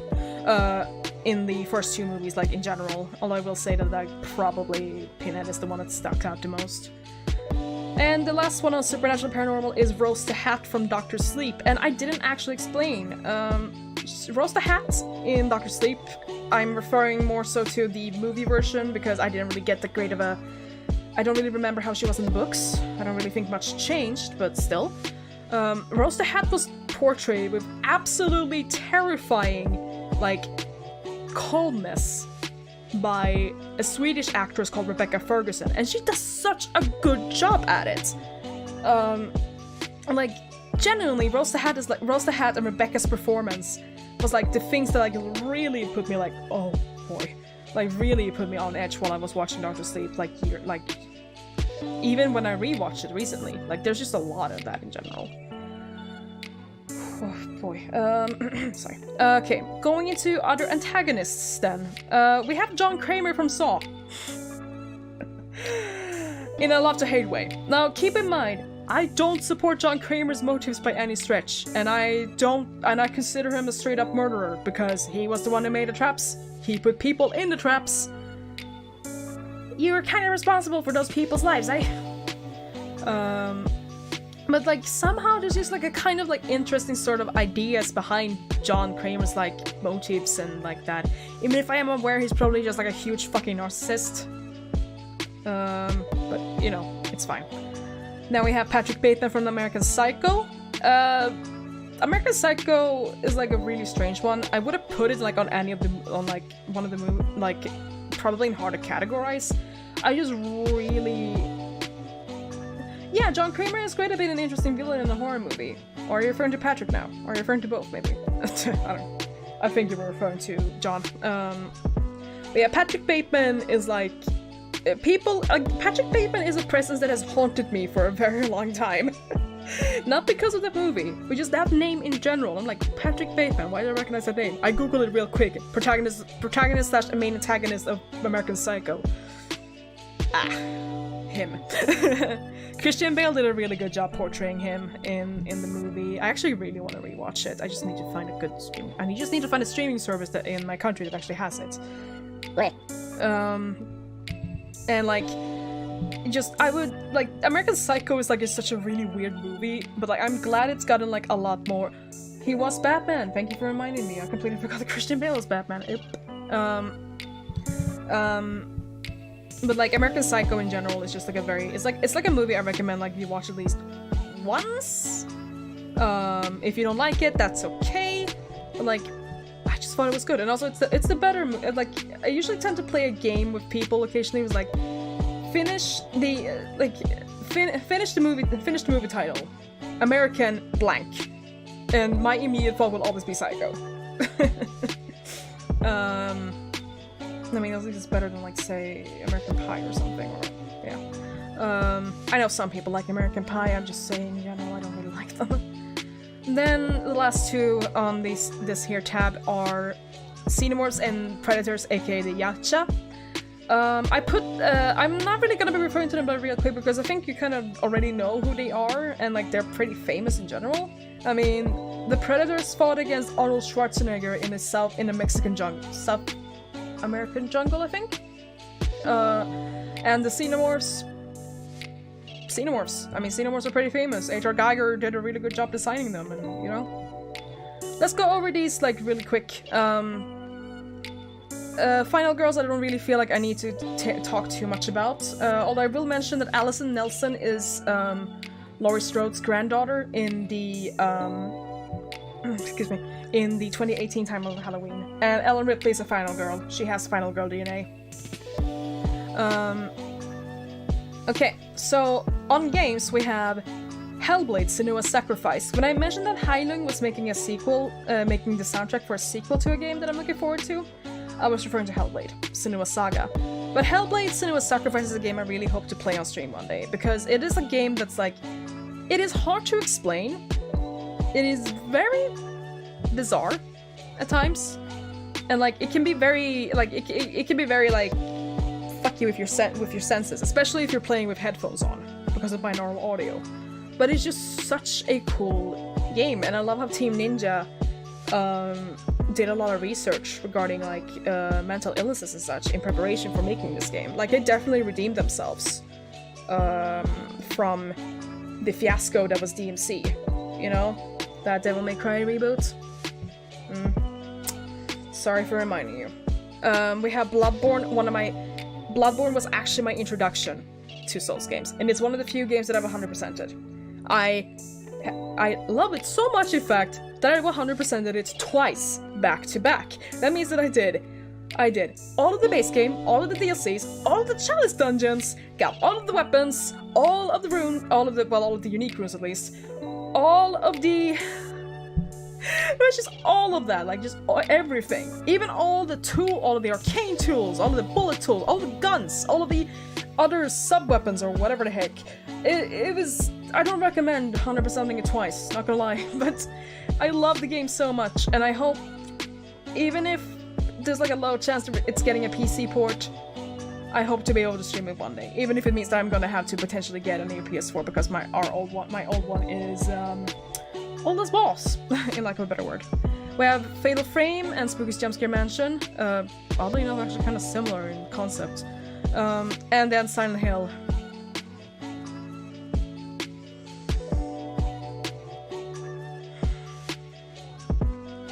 Let's move on. Sorry, I didn't want to be reminded of what we could have had. So, inspirations! Funny thing about this, my debut date, like, kind of vetoed, like, kind of, like, got into, like, sort of different ones. I was like, oh no, am I able to debut at this date? I guess not. So I had to change stuff, and then I had to change stuff again. And then I realized that, oh, well, frick. So anyway, so, we are starting from, well, left to right as normal from top. Yes, it's you! So, to begin with, we have our dear cyborg our dear rock and metal loving cyborg from Vishojo. Centreia. Keep in mind that I did not have a good PNG of her render because she had her model because she had just debuted when I had to adjust the slide. I love Centreia in general. Centreia is a very like unique sort of take. And like I've followed her for quite some time, and like she, even if I can't really like watch, yeah, lots have changed during my debut prep, indeed. I mean, I had an idea of having a certain necromancer girl, and yeah. So anyway, Centrea.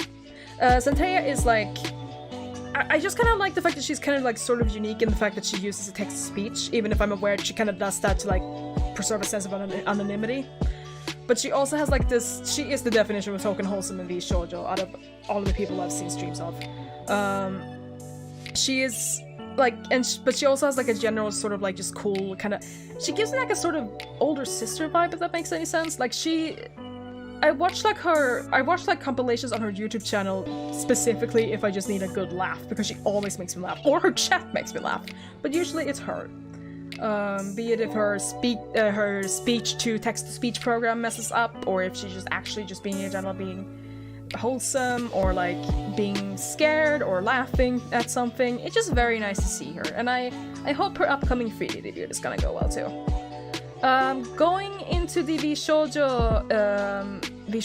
track, we also have Satanias, so to speak. I think I pronounced that right. I'm sorry if there's any Puerto Ricans or Spanish speaking.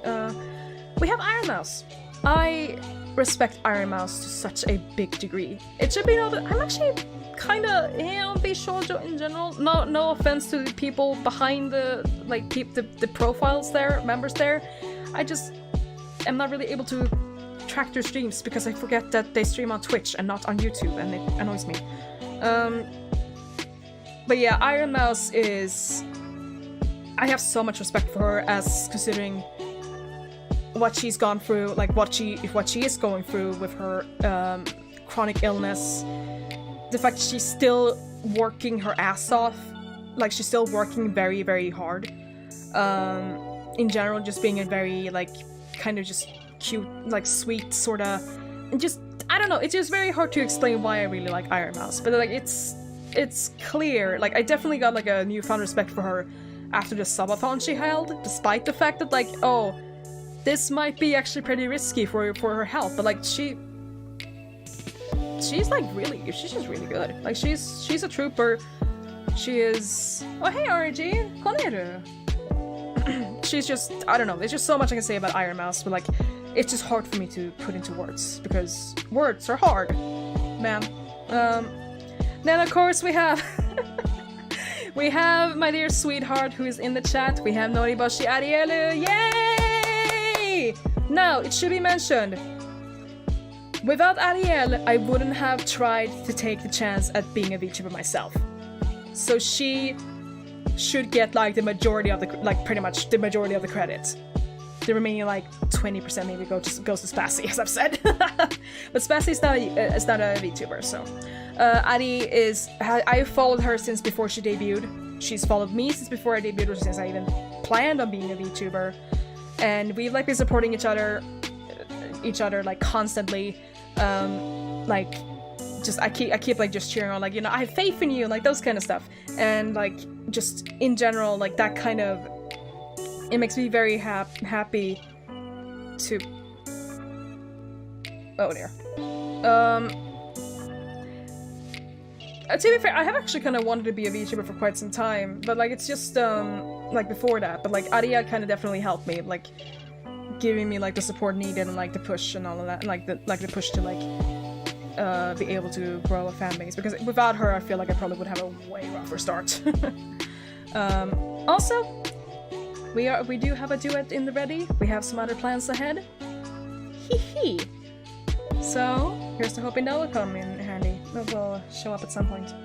Next is Niji Sanji. We have a fair share of Niji Sanji.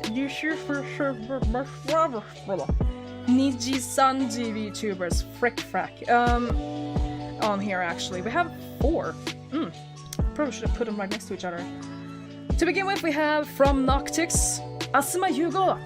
Asuma Yugo is just such a, like, I don't know, I just really like look up to him, both as someone who hopes to be able to work with music, but also as someone whose voice sounds like kind of different from like what you should be like, what like kind of one should be used to for like female VTubers. Like I am considerably, I'm not say like Calliope deep, but like my voice is kind of androgynous, I'd say, or at least I feel so. And like hearing Hugo speak, and like it's just in general like it kind of made me like sort of like feel considerably happy.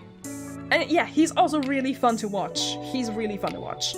I tuned in when he was streaming Cookie Yomi one day, and man, I think I laughed harder at him screaming than the games, than like the weird little scenarios that he had to act out. So he's very fun to watch.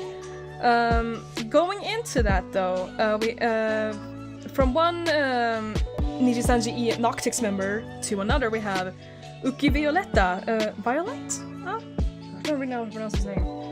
I just really like Uki. He's very... his streams kind of give him like a sort of cozy vibe. I'm a huge sucker for like galaxy sort of themes. And also... there's also just like the general, you know, fact about him like clearly being like belonging to the LGBT community, as I also do.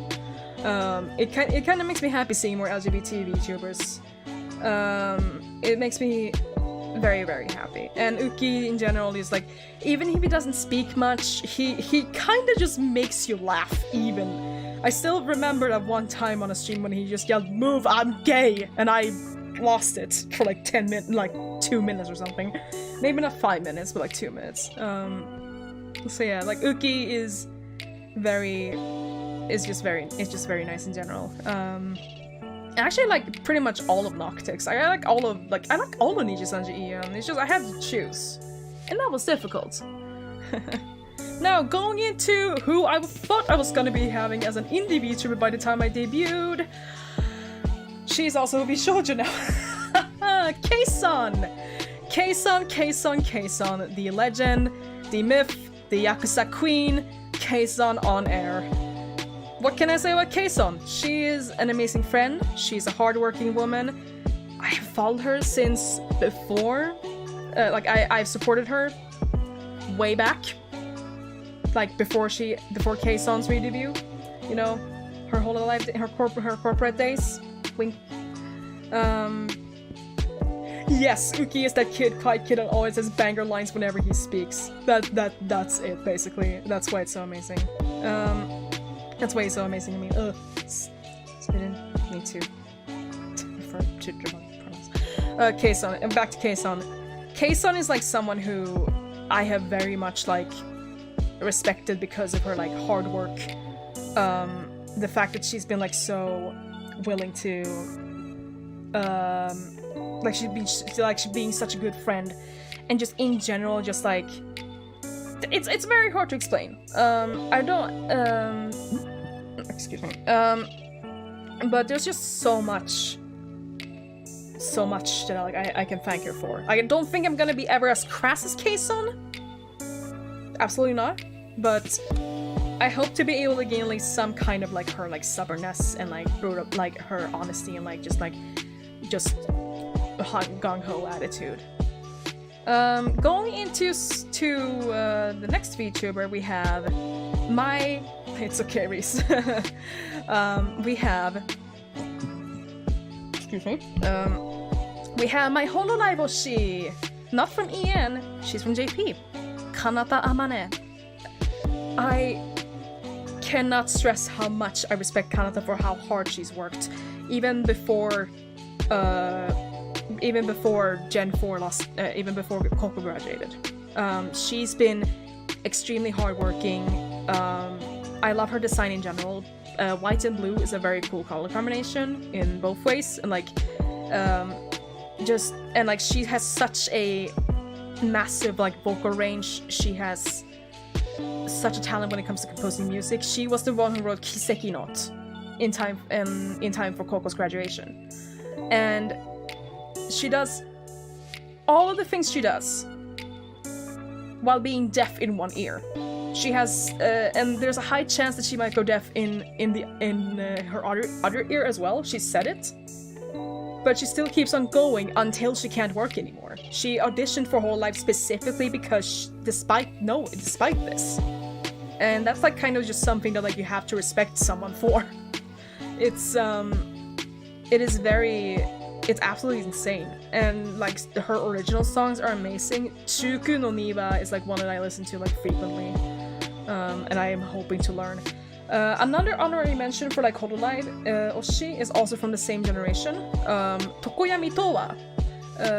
Her original song Palette made me fucking cry, but I put Kanata on here because she means a lot more to me, and her cover of Song of the Beginning Towards the End by Supercell that she released after Coco graduated. It's been like something that I listen to whenever I just need to calm down from like bad stuff. Moving to Holostars, the male sub-branch of Hololive, we have Kanade Izuru. If people expected Roboru, I like Roboru too, but Izuru was the one who actually introduced me to Holostars. That's why he's on here. He's a very chill person. I've tuned into his music streams, like singing streams with guitar, occasionally. I've even super chatted him on some occasions. Although that was before I became a VTuber, so.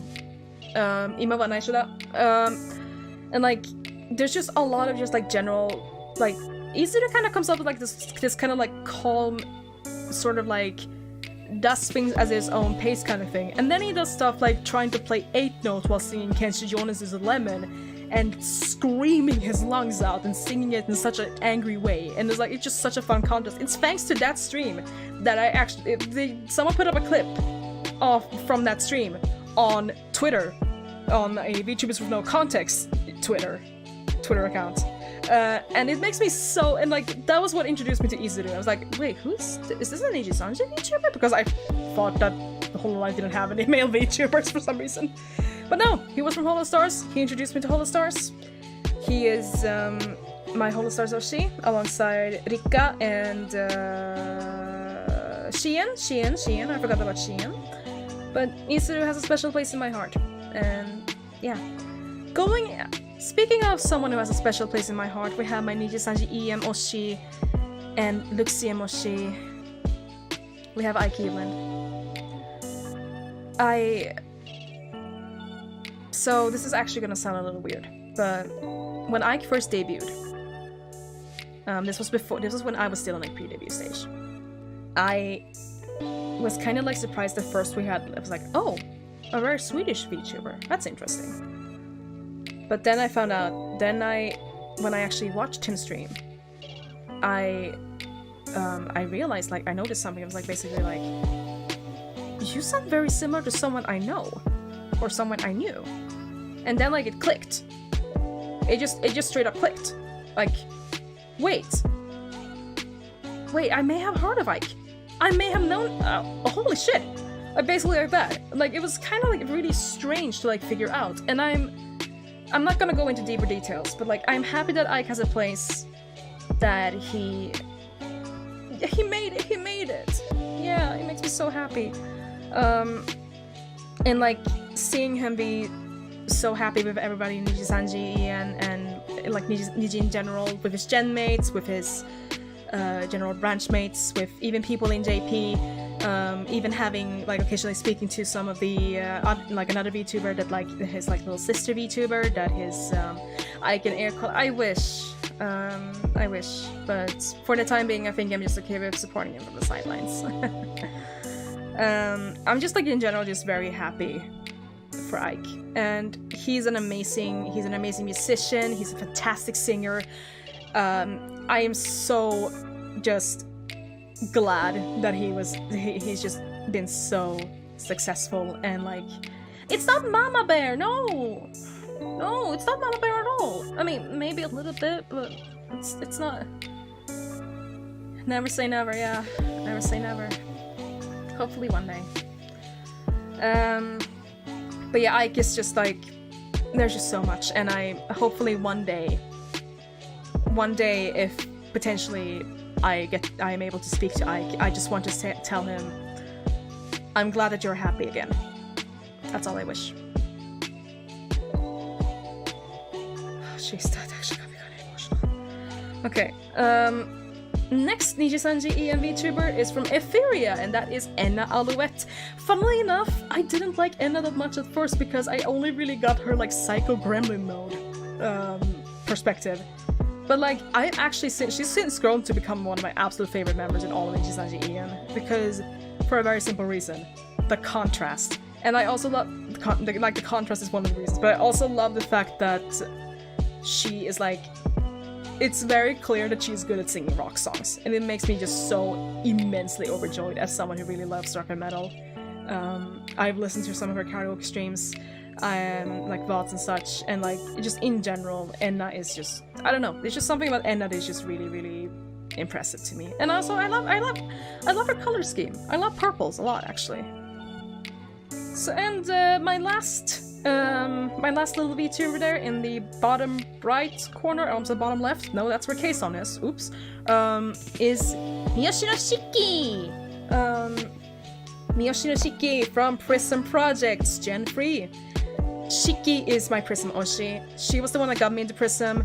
I love the fact that there's another VTuber that is so passionate about horror, and her design is just very, very pretty. And she's also a really good singer. She's, in general, like, I've listened to so many of her like short clips, like particularly recently I've been having her. Yes, Shiki and I, yeah, I feel like that could be a possibility. I would love to actually like potentially hang out with Shiki. I have tuned into some of her streams, and she's just really neat. I'm also curious what kind of like differing opinions we have about horror. I also know that she's a huge fan of When They Cry, so although from my understanding she's a bigger fan of Higurashi, and I'm a bigger fan of Umineko, so that's a little interesting. I don't mind Higurashi, I just prefer Umineko because that's the one I have better, like, slightly more positive memories of, so it's a long story. But yeah, Shiki-chan she's really cool. I love this little occultic Inugami, who's probably way older than me. Is she though? Wait, is she? If she's from the future, wouldn't that mean? Oh my god, I'm gonna lay down for a second. Okay, no, I won't. I confused myself. Okay. Next, tsugi. Going into tags. These are gonna be my general tags. I probably should have added I will potentially come up with like a Twitter tag at some point, like a Twitter space tag at some point if I decide to do Twitter spaces. Excuse me, I should have inhaled a lot more air. 2,000 years older and even older even after, yeah, that makes a lot of sense. So anyway, my general tag is just hashtag Eir Myste. Simple like that. We have now on Eir, or now on Eir, which is my live tag. It's also on the little squiggly thing here, right by my banner. Shit. It's called a banner. Aid, please. You can also see on the other banner. That's my Twitter handle, Miss Calendula. Clips are gonna be Fiat Eir, feature. Art is Atelier. Not safe for work is probably in case. I just decided to make one in case. That would be erotica. Last time someone used the tag was in 2012, so hopefully no one has used it yet. Alright. Mata ne, Kentra. Thank you so much for coming. And then we have memes. That would be memes from the mist. This is more like for just like shitpost stuff, so feel free to go there. I will probably make a Twitter post with all of my tags later down the line as a pin. That is true, Ari. My fan name is Eir Myste is actually a pun. There is a concept in Norse mythology, but in Norse mythology known as the Army of One, aka the Einherjar. So I was thinking, why not make my fans be called the Army of Eir? I'm an idiot. Oshi marks is the rosette and dove emoji. So yeah, the rosette is supposed to represent the calendula, and the dove is supposed to represent my animal motif as a Valkyrja, which is the white raven. But alas, there are no raven emojis, so I had to do it without. But it's okay. Like birds in general, you know? Calendula emoji when a unicorn. I mean, I think this one looks okay. It kind of looks like a marigold, so. Going into... Huh? Wait a minute. Did I... No, it's there. Okay, give me a moment. I swear I checked the slideshow right before all of this, so like it shouldn't be... Okay, let me just and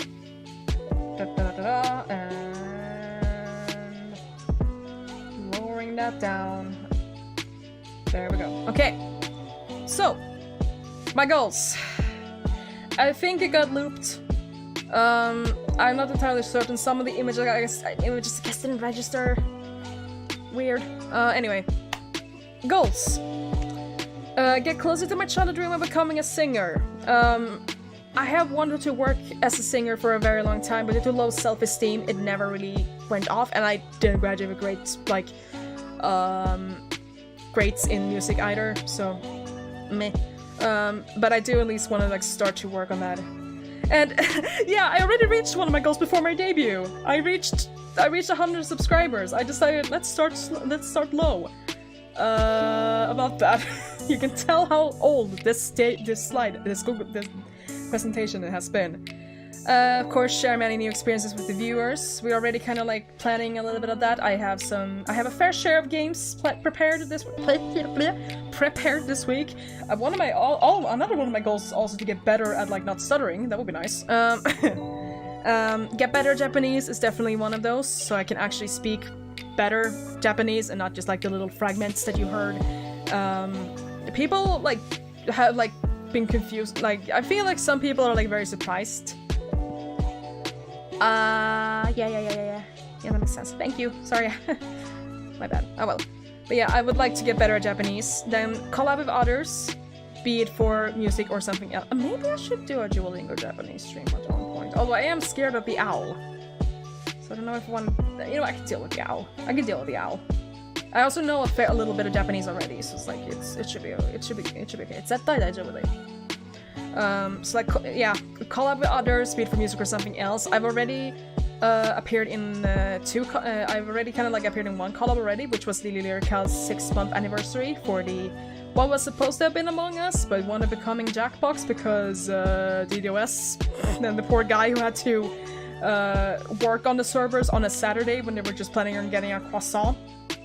Think about that every single day. But yeah, be it for music or something else, I would love to collab with others. I am super, like, shy, and, like, I am not really good at taking the initiative. So, if you're someone who wants to collab with me, feel free to just hop into my DMs and I can see if we can plan something. The own just wants the best for you and help you reach your goals by force! Oh, the owl. Yeah, okay. The own. Then there's get better at singing and music production in general. This is definitely like one of my long-term goals. Funny enough, Papa Mist tried to contacted a friend of his, and I might potentially get vocal lessons from her. She's a singer in a band. Yes, let's collab more! Yay! Definitely collab more. Yeah, get better at singing and music production in general. I want to get better at mixing. I'm slowly but surely getting better at mixing. I don't want to rely too much on like reverb. I am aware that I need to get like a specific kind of plugin at some point, but I need to wait until it's on sale. I don't remember the name of it at the top at the moment, but you know what, it's fine. Partake in a lot of chaos because chaos is fun. It can be fun sometimes when the chaos isn't scuff. And then eventually organize a horror movie party with viewers and friends. I think it'd just be fun. I have a fair share of movies that I feel like we can pick between. And that I can pick between. Like there's some on like Netflix that I could definitely recommend. Fear Street Trilogy is one. I just watched it recently, but I would definitely love to watch it again because it has so much like rewatch value. It's just really good. I love the Fear Street Trilogy. I love as I've said, I already said all of the movies that I already like on the... Like, let's see if we're able to find something. Although I'm aware that it also like depends on like region lock and all that crap, so... Might be a little bit difficult, but you know, it's okay. So now we have this. Now we have the slide over. I'm gonna move to chatting. Move to the next screen. Okay, here I am. I thought it could be a good idea to go over my model a little bit because people haven't really gotten a clear look on it, or like up close at least. So, sorry, I'm up on my phone. So let's just go. Starting from the bottom. Now we're here, I guess. So we have, as you can see here, orange tights, a double BGM.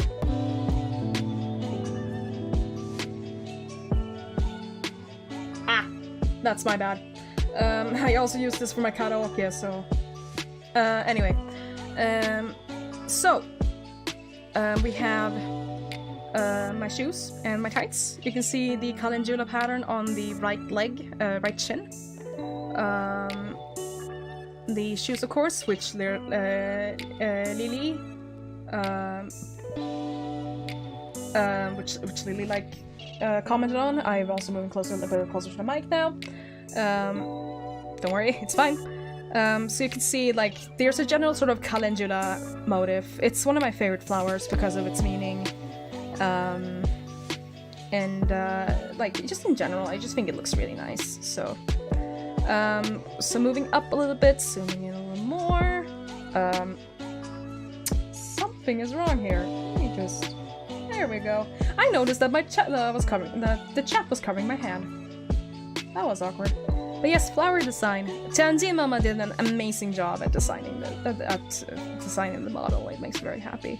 So this is kind of like a sort of like it's kind of like an overall over an already existing dress, I think.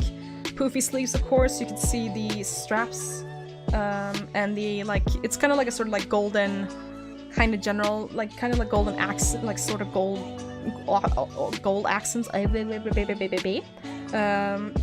Poofy sleeves, of course, that are like kind of like, as you can see here, detachable. I have a choker around my neck.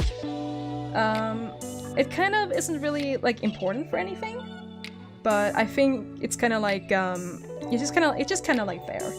Yeah, the dress layering is so good. I love it.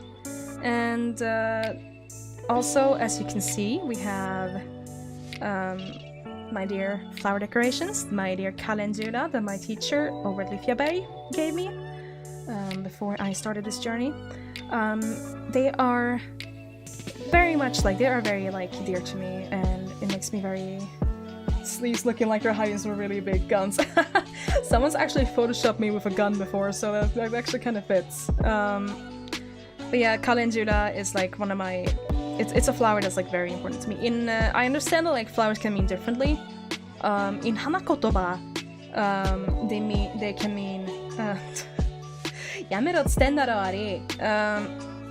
In hanakotoba, calendula can mean, depending on what kind of calendula, of course, but yellow flowers in general symbolize jealousy, and calendula can also symbolize grief and sorrow. So they're kind of like as a reminder of like what I've gone through before getting to this point. It's just kind of like a way of like reminding myself, like, oh hey, things are better than they used to be, and they will be better than then. So like that kind of stuff. So yeah. Let me just real quickly do this, and there we go, and there. I believe that should be everything for the debut. Oh dear, I've streamed for 2 hours. I didn't expect it to take that long. I guess that's what happens when you just... To be fair, I did have that like brief BRB because of the slider deciding to be an ass. But it's okay. I know how to fix it now, so. So yeah. That was it for the debut. I will see you here tomorrow at 2 p.m? Harpy! Oh, yes, you got here at the end. I'm so sorry. Oh no, the VOD's gonna be up though, don't worry. Oh, Harvey. Thank you! Oh, by the way, I was planning on playing another Akabakira game called Lost in Vivo, and I hope you're able to join me for that, because a certain someone shows up that you might really, really like. That's not creepy at all, Eir. Stop that. Okay. Okay, so thank you so much for the debut. I will see you here at approximately 2 p.m. tomorrow for One Hand Clapping, which is a game. Yes, dear Lord, you knew it! Yes, your submission is inevitable. Oh, and so is mine apparently. Time zone is CET. Creepy 8 is fun 8. Oh gosh, I'm scared. But yeah, I will see you for One Hand Clapping tomorrow at 2 p.m. CET. I played a little bit of it before, but I haven't actually completed it. GMT, that would be... oh gosh. Oh wait, it's gonna be at 3 p.m. CET. Oops, sorry. 3 p.m. CET to GMT, that would be 1 p.m. Greenwich Mean Time. Sorry, I for some reason thought it was Sunday I'm streaming on at 2 p.m. That's what it was. Lick. Okay.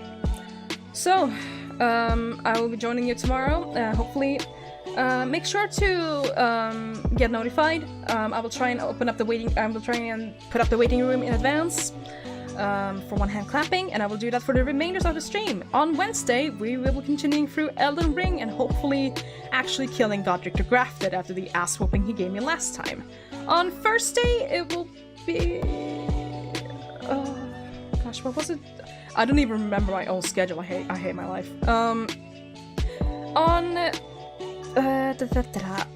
Wait. Yeah, no. Wait, it's Wednesday tomorrow. It's Wednesday tomorrow. Okay. On Thursday, we will be playing Elden Ring. And on Friday, I will be taking a little bit of a break. And then on Saturday, I will be coming back for karaoke. And on Sunday, we are playing A Hat in Time. Yay! Which I know that a certain cat in my chat have been very, very gung-ho on me streaming, potentially. So yeah.